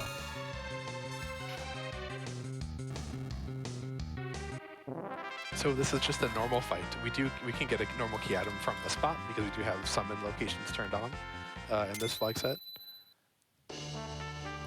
Or if you just get a class hat. And it's so weird to see Fu continuing to get spells when we're an hour in, just because we've skipped so much. Yeah, Fu's one of those characters that in Push Beast Siege, you don't see many runners actually take him. Because the odds of fighting enough bosses to get him fully powered is pretty low.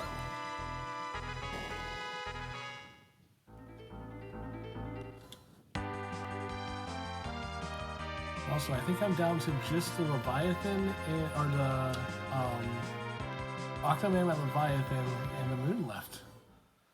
So is it, to ask Demrine's very favorite question, other than possibly how much do you want Porum in your team, is it time to go to the moon?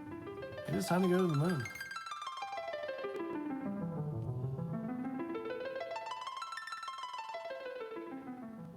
And of course, we're going to jump on the moon.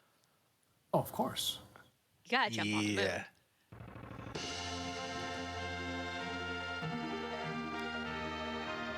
Now the question is, do you have low gravity when you're on the moon?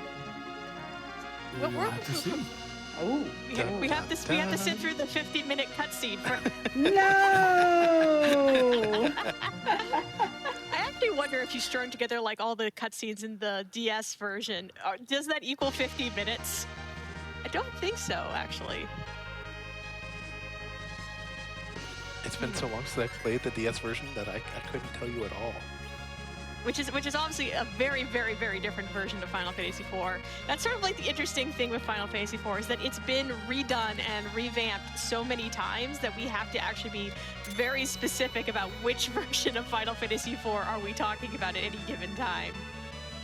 But we've been doing some fun, porting some stuff back recently with our latest sort of big update. We now have an option to add in weapons from the GBA and PSP versions, which has been a really interesting thing to sort of see those really high tier powerful weapons now interact with the SNES version. There's your low gravity jumping there. Delightful as always. I was going to say it has to be a low gravity jump if you're going to the moon. Well, and the thing about this is like, I think this is actually one of the things that I think makes Free Enterprise sort of have the magic that it does, is that everyone on the dev team is really dedicated to polish. Like, there's no reason why like there is extra time put in to have the low gravity jumps on the moon, except for the fact that Board took out the time to actually polish and make that a thing. Same thing with the fab palettes that we've sort of like have mentioned in chat and everything, which is why all the characters have different outfits than they do. When we decided to put that together at the time, it was when you saw like alternate palettes in randomizers, usually it was computer generated. Like the computer would just decide to rearrange the palette for you. But Board and I, when we got to working on that, were both very much like, no, that is not what we want to do. If we're putting in the work for this, we want all of them to look really good, to look like they could have been in the original game. And Board and I worked together. We made like special sprite sheets that are just for Free Enterprise for me, so that way we can make sure that everything that I make is going to look exactly the way it should in the original game. And that took a whole bunch of work. Like, all the fab palettes took a lot of work to put in there.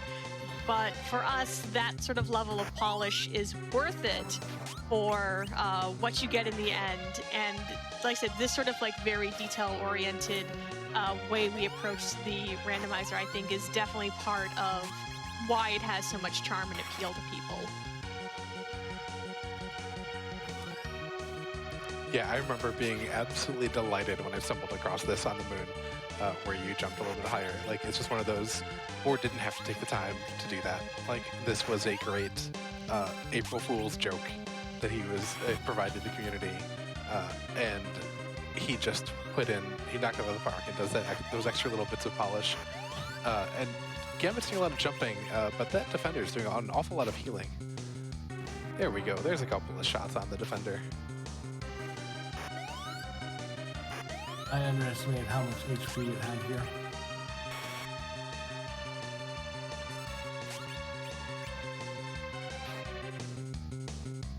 Yeah, one of the good things about pressing B to jump is I don't have to worry about whether or not my character's in the back row. The jumping, if they hit, they're going to hit for good damage, regardless of whether they were back rowed or not.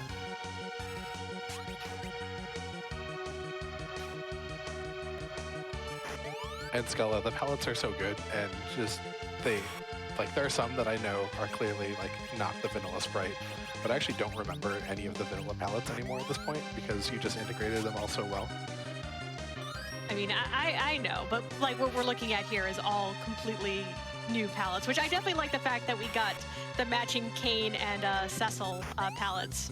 They're both in one of my favorite color palettes, which is bronze with patina accents.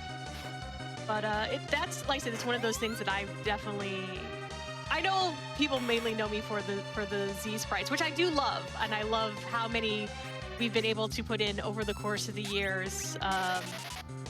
And I'm glad that we get to represent like so many things. The sort of the running joke is it's everything. I think the oldest thing I have in there is Pong, and then it's everything up to stuff that came out in like 2021. And it's fun just to keep adding to that and to keep surprising people. That's, I think, my main thing with the Zeromus sprites is I love the surprise of it. And I love it when you have that magical moment when the right sprite meets the right person. And the times when I've seen that happen, like that, like the like absolute like joy someone gets when they get a Z sprite that makes them like laugh. I've definitely have heard people sort of say sometimes like, yeah, I got a Z sprite and I like during a race and I laughed so hard I almost like wiped. And I'm like, that is like the biggest compliment you can kind of give me as far as I'm concerned.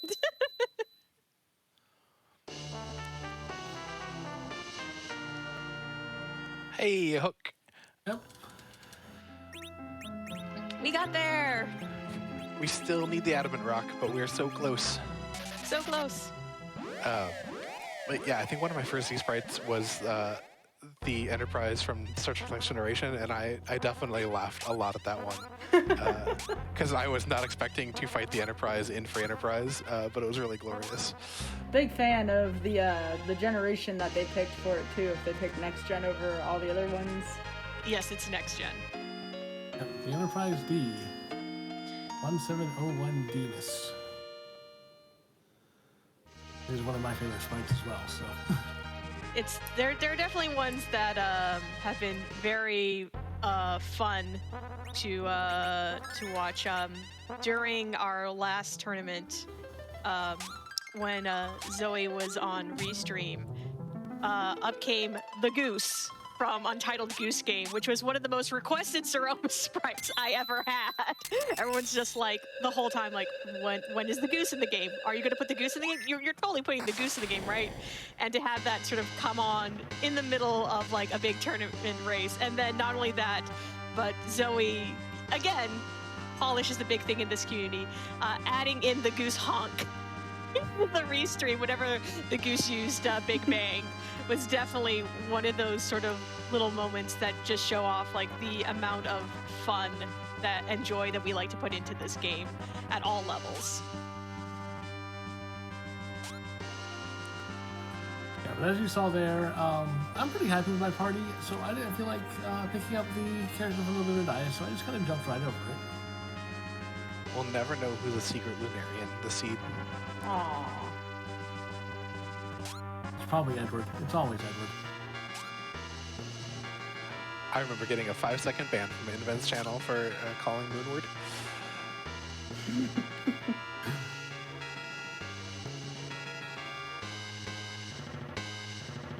I don't remember anything else about that seed, but it was definitely not the character he was looking for. Honestly, when are you ever actually looking for an Edward, though? You got a spoon, I'd be looking for Edward. True. We do have the spoon flag turned on here, which is, hey, that Baron key you don't need. Yeah. Where Edward does get to live up to the Your Spoony Bard line and can equip the spoon, which actually has more attack power than the Crystal Sword. Oh, Dark Elf, you're about to have a very bad day. That's one of the best lines in the whole game. It absolutely is, and I love that it's a flag. I love trying it on. It doesn't turn Edward into like an entire, gonna wreck the entire game, because his HP is abominable, to put it kindly. But it's so much fun. I remember when, I think, Scully, you were showing off version 2 or version 3. Yes, Go ahead.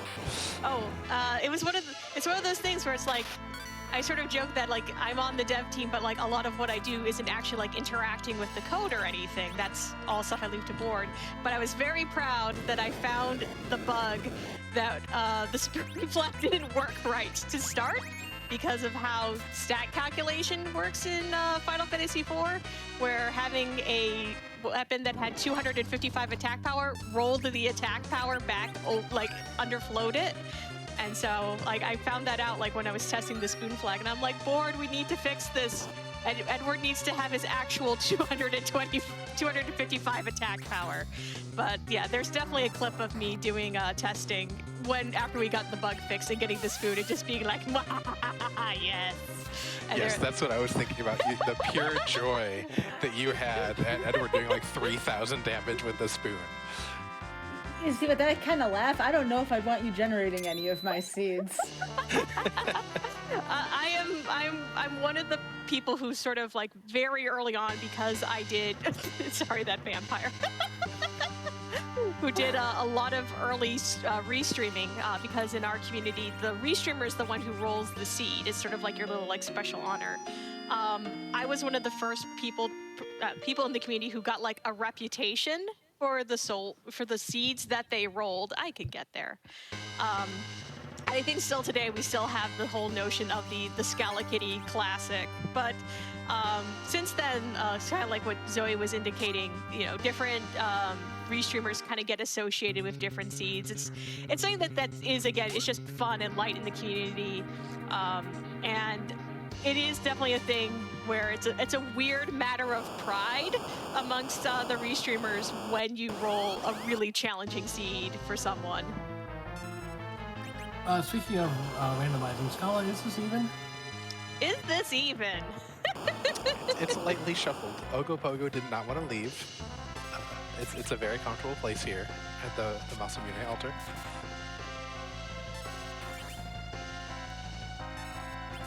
He's a big snake-o, and maybe it's not like a warm day, and he's just like curled up on his rock.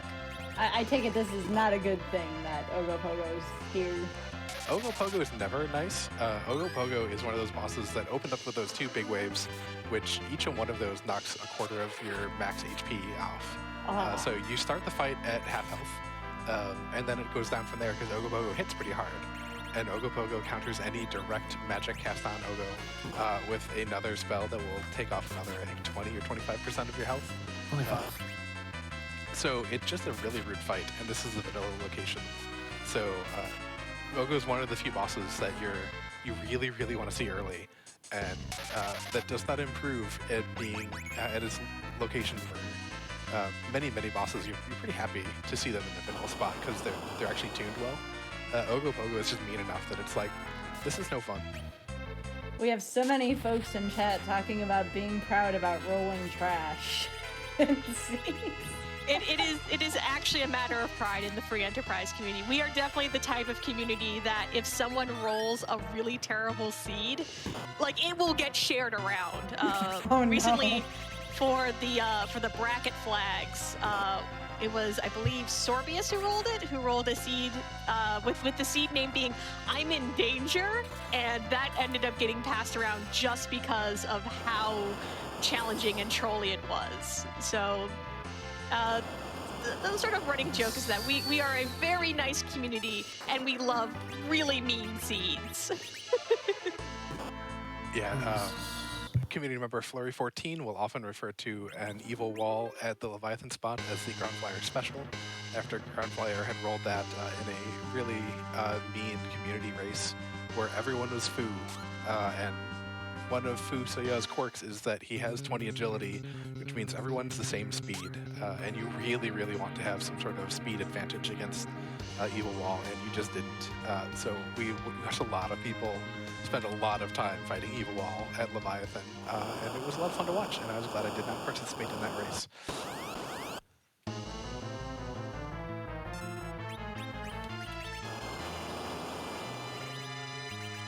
I think the most memorable seed that I've ever seen was one that Pizza 34 rolled for himself as practice for last year's spring tournament and its bracket flags. And I don't think anyone got underground in less than 2.5 hours.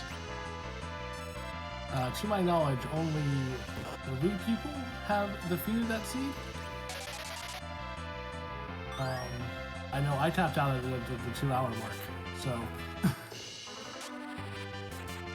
And we've done like some like really fun like sort of like mini events based on this. We have this sort of idea of we call like the catastrophic flags, which are like the most challenging things you can do in free enterprise.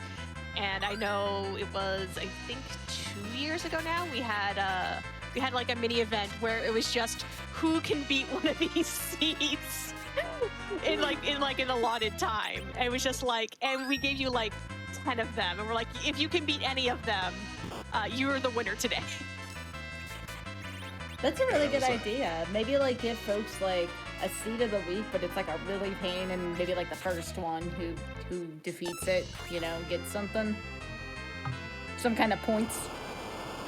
I mean, we do run seed of the week every single week in our community. Ooh. I don't know. We'd have to talk to. It's still a Poydrak running that, right? Yeah, still Poydrak. So that's a Poydrak view. But we've done other things too. Last year, as part of the RPG Valkyries Speedrun Ragnarok marathon, we ran an entire mini free enterprise tournament in the middle of the marathon with a flag set that was designed to be beaten in under 15 minutes. And we ran an entire 8-person tournament in about 3 to 4 hours. Oh my goodness.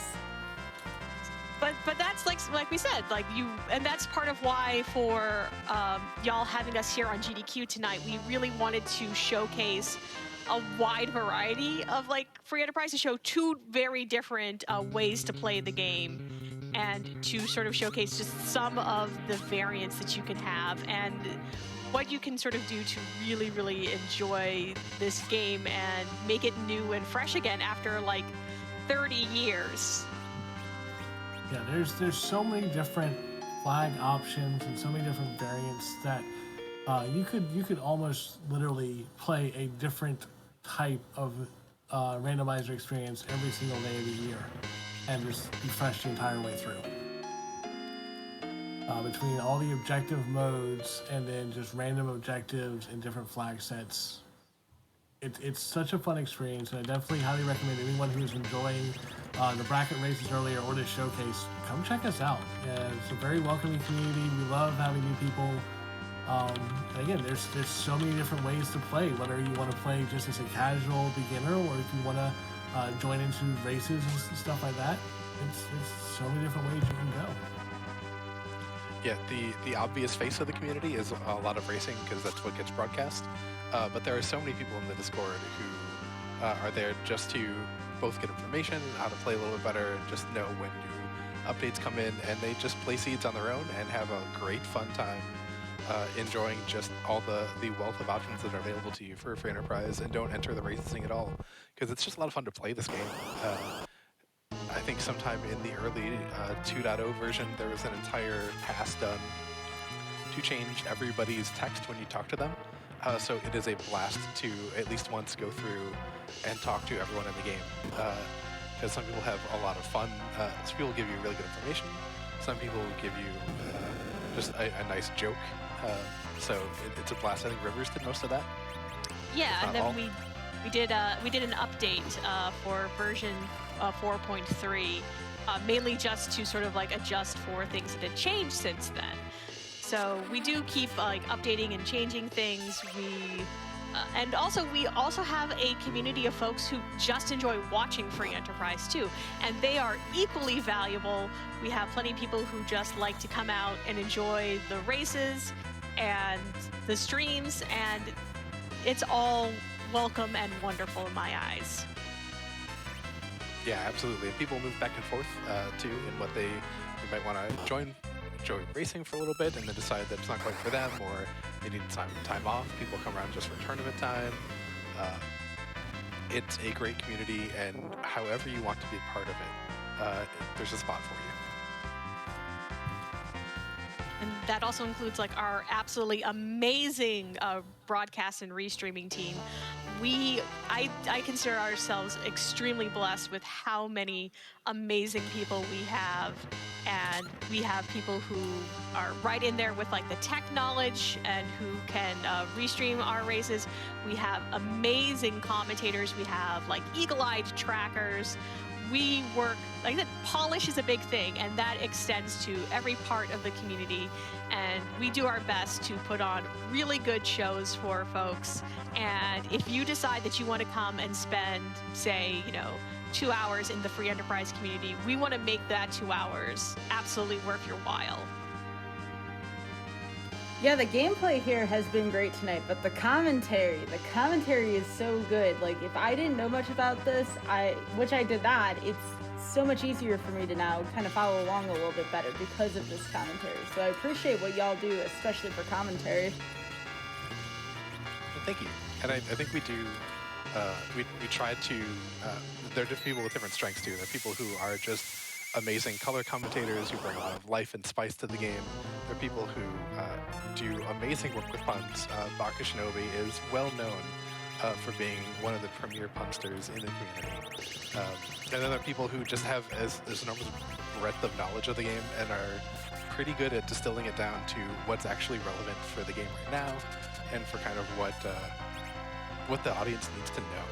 Because like for you, Sky, and for a lot of the people viewing, and we're on RPG Limit Break a lot, and even just people who have stumbled across the game because they remember playing it back 20 years ago or longer, because goodness, this game is 30 years old now. Oh my goodness, I didn't even think about that till now. Right, I think this year there's been a meme of like what you thought 20 years ago was, and you think it's this, and instead that's Final Fantasy X. Oh. I'm sorry. Which is in the fields, everyone... yeah. Sorry, everyone. We now made you all feel old. We apologize, but time is a social construct. I mean, I was 3 when this game first came out, so I was 6 when this game came out. Actually, this is a good question for folks while we're kind of going through this fight. What was your sort of like first Final Fantasy IV memory? And I can go first. My mom and my aunt loved playing video games when I was little, and they loved Final Fantasy. They played like the first one, but Final Fantasy IV, then 2 at the time. Hey, that's what we're looking for. Yeah, it is. Yeah. It basically was my bedtime story. Like, that would be like the thing, we'd wait until like just before bedtime, and then my mom would play like a bit more of the game like every night and would read like the story to me.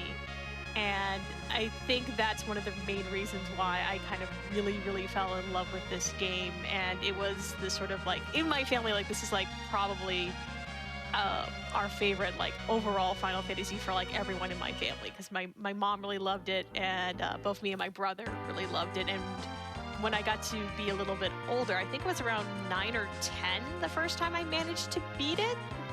Of course, with like a lot of just like grinding and taking like a bazillion encounters over the course of the game. But I remember being super proud of beating Final Fantasy IV and being like, this is the first grown-up game I was able to beat, and it's been one of my favorites basically ever since then. Yeah, I was 8 when this came out, and I remember going over. I didn't have a Super Nintendo at home, so I would go over to a friend's house and play this as often as I could. And I got to the moon, and it got lost. I never beat it vanilla. I still haven't actually beat it vanilla, which is kind of funny. But that, and then Final Fantasy VII were the two that really got me into the Final Fantasy series. And then coming in and finding this a few years back, and just the nostalgia of playing it, plus all the different ways to play it, has been so much fun and an absolute joy to show off and share with everybody. Yeah, I think I was in 4th grade, and I was over at a friend's house, and he had just gotten this game. And so I watched him play it, and then played a little bit as we kind of took turns, and then rented it like the next weekend and played it a bunch, and rented it a few more times, and eventually bought it. And I think my first playthrough was like 25 hours or so to beat.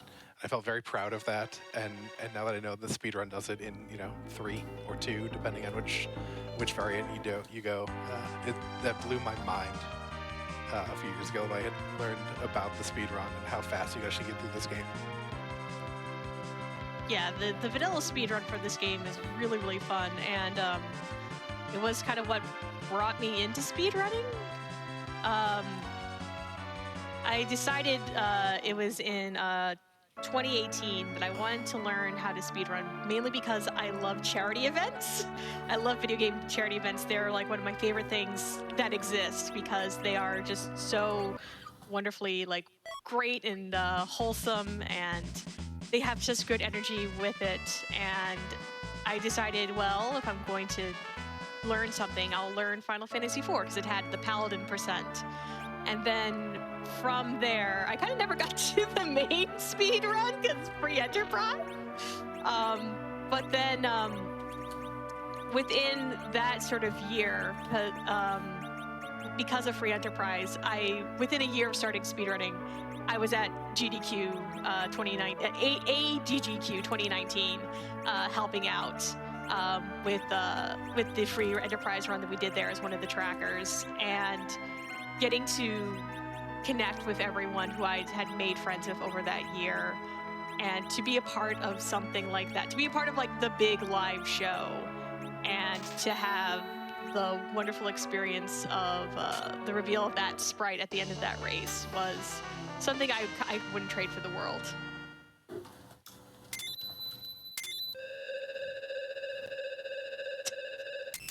Aww, now we're sad that there wasn't any Edward.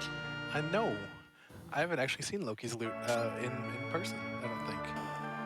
But we do have the Supersmith flag turned on. Normally, Kokol will forge you the Excalibur there. But for this particular flag set in the ladder, I turned on the Supersmith. So he's going to forge you one of those Game Boy Advance weapons that Skal talked about earlier. And that was Loki's loot, which only Edward can use, and does a whole lot of hacking good. Wait a second, isn't Edward on the moon, supposedly? Possibly. The quantum Edward is on the moon. Yes. Oh, hey, we got to talk about eggs. We did see a little bit of eggs last race. Yes, but in terms of free enterprise memes, you will often get people doing a whole lot of scrambled egg jokes. And how do you like your eggs? Because this is one of the very common forms of grinding. But it's a thing, though, that only basically exists in free enterprise. It doesn't actually really exist in the meta of any of the other versions of the game. You can do this in the original Japanese SNES version of the game, but you can't do this in the US SNES version of the game because you don't have sirens. You could probably just sit here and walk back and forth across this little peninsula as much as you wanted, but it was one of those really early sort of things we found with Free Enterprise, and the integration of the dummied out Japanese items that sort of started showing Free Enterprise setting itself apart from vanilla meta.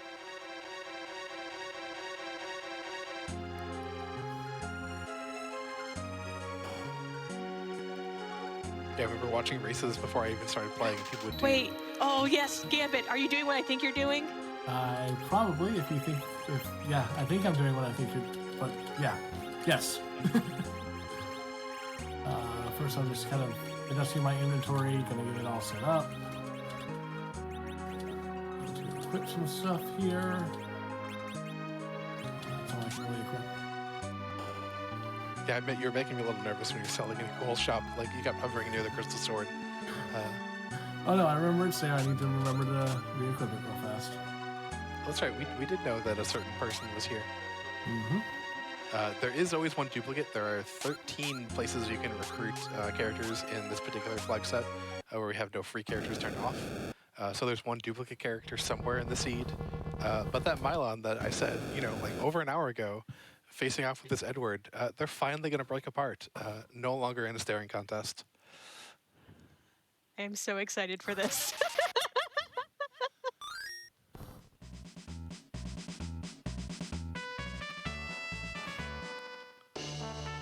So here's the thing, when I sort of did like a little sort of scouting of like the seeds, I saw this Edward here, but I had no idea what the Supersmith weapon is, and now you have no idea how delighted I am for what we're about to do. Gambit, you should show off the fun select button. This is one of the quality of life things the board has added, where you press select and you get a nice summary of what each item does, which is super helpful if you're new to the game and don't know anything about it or what's going on.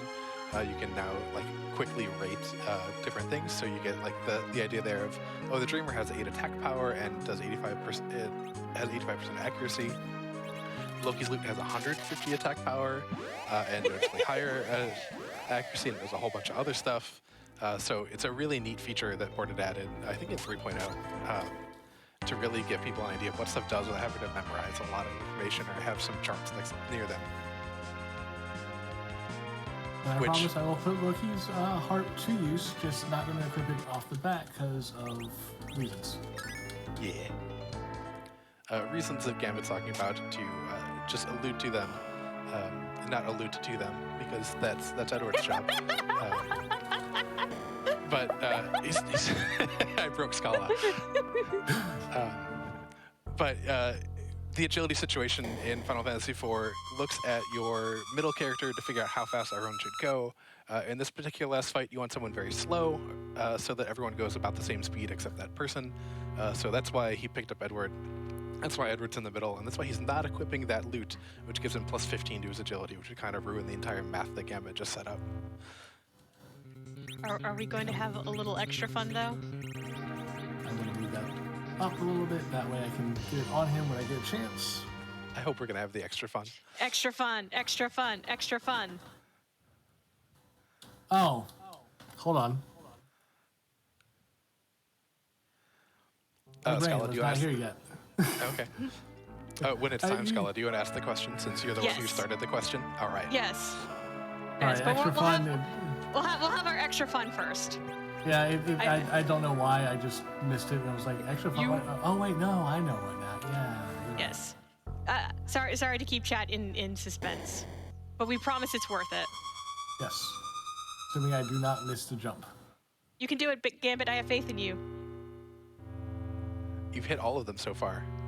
Like I even have. the one for the character on the moon, which is the one I screw up the most.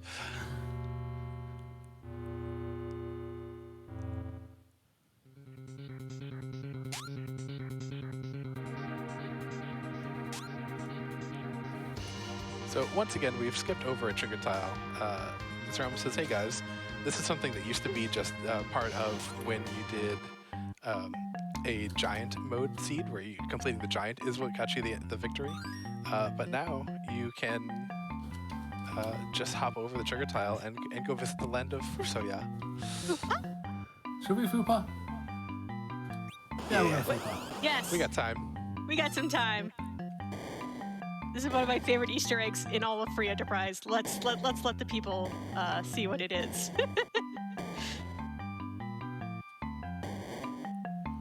So fun fact, the first time I ever did this, I didn't know what was going on, so I went all out and actually defeated this fight. Hard same. That's what I find most people do, but it's worth it. Just to sit back and to chill. Oh, Kane got the hug today. Aw, hugs! Kane with the stony silence. He betrays, so. But now he shouldn't betray. He got hugged. Papa. So thank you, board, for that, which serves no purpose other than being really hilarious.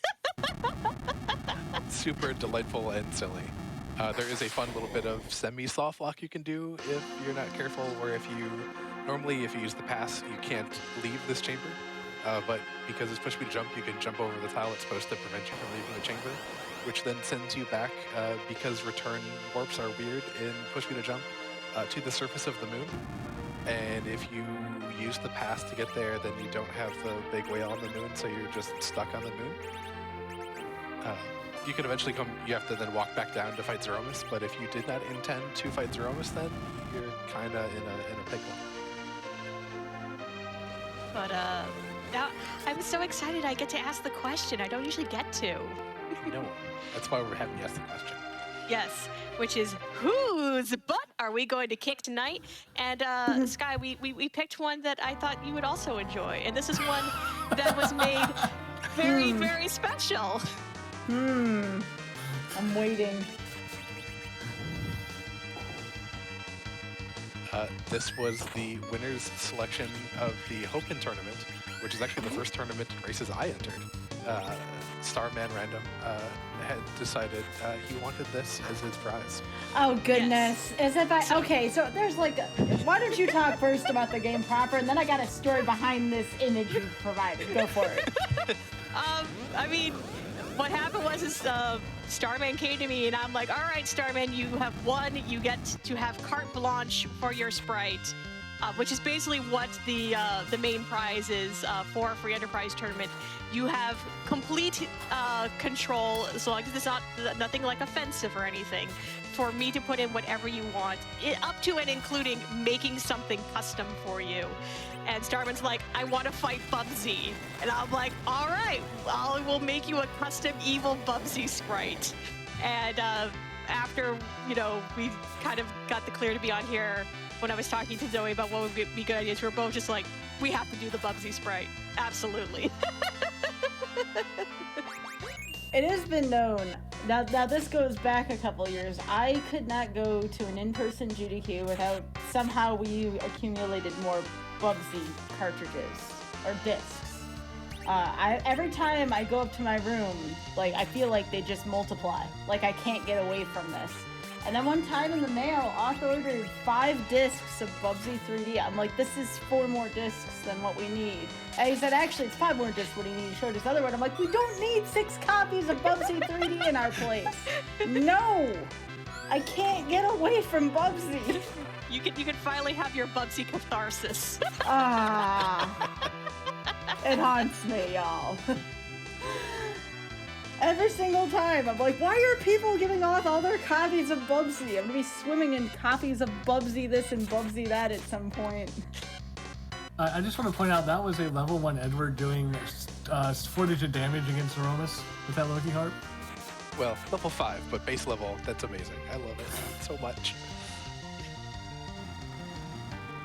But I was very glad, though, to show off something that was a very unique sprite to design, and what I am actually like unironically proud of. I really love how this sprite came out, and to have that shown alongside of Calm's beautiful birthday song is it definitely shows again like just how much fun we have, and also how much work we put in, or something like I want to fight evil Bubsy. And that's time.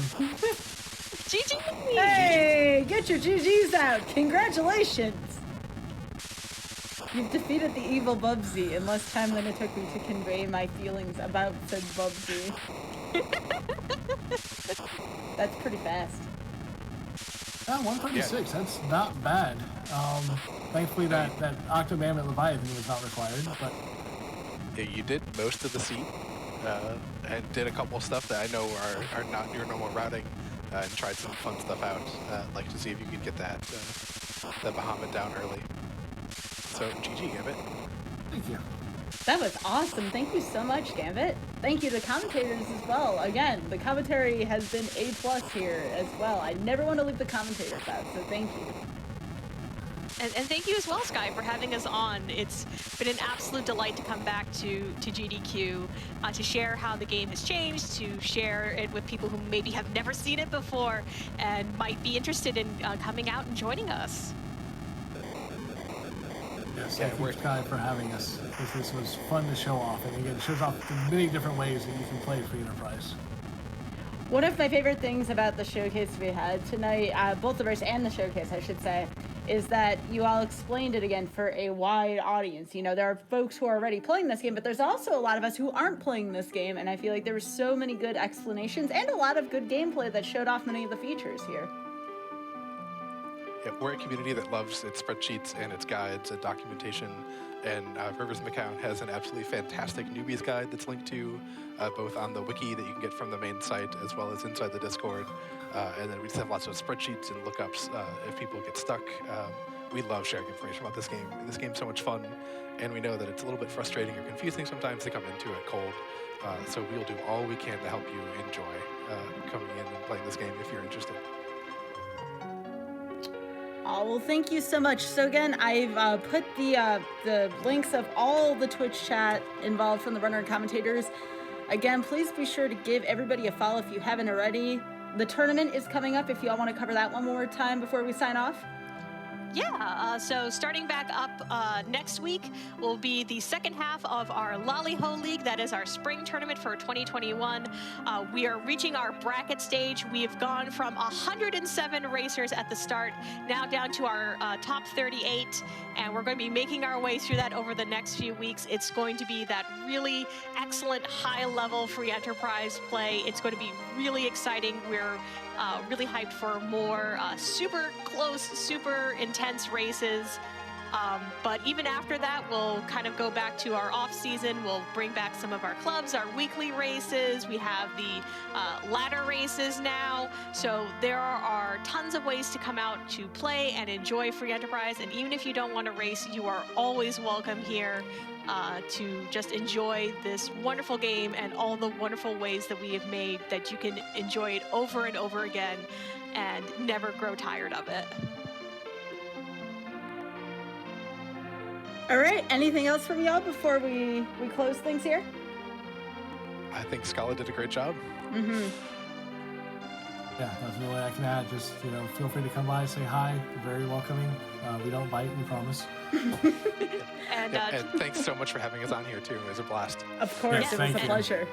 And of course, thank you to our previous racers, to DM Pancras, and to our previous commentators, Zoe and Rex, and just everyone else who was behind the scenes, working out, because like any of these sorts of events, there was a whole bunch of working and planning and organization that went in to make this happen, and it takes everyone to make all of this happen. All right, well, thank you again to y'all. Very, very much appreciated. And again, please go check out the Final Fantasy IV Free Enterprise community. We have resources available one last time, ! RNG. Please join this lovely community again. Very welcoming and very open to all sorts of levels, beginning, intermediate, difficult. Sounds like there's like an impossible flag set that seems really cool. So again, something for everyone, which is great.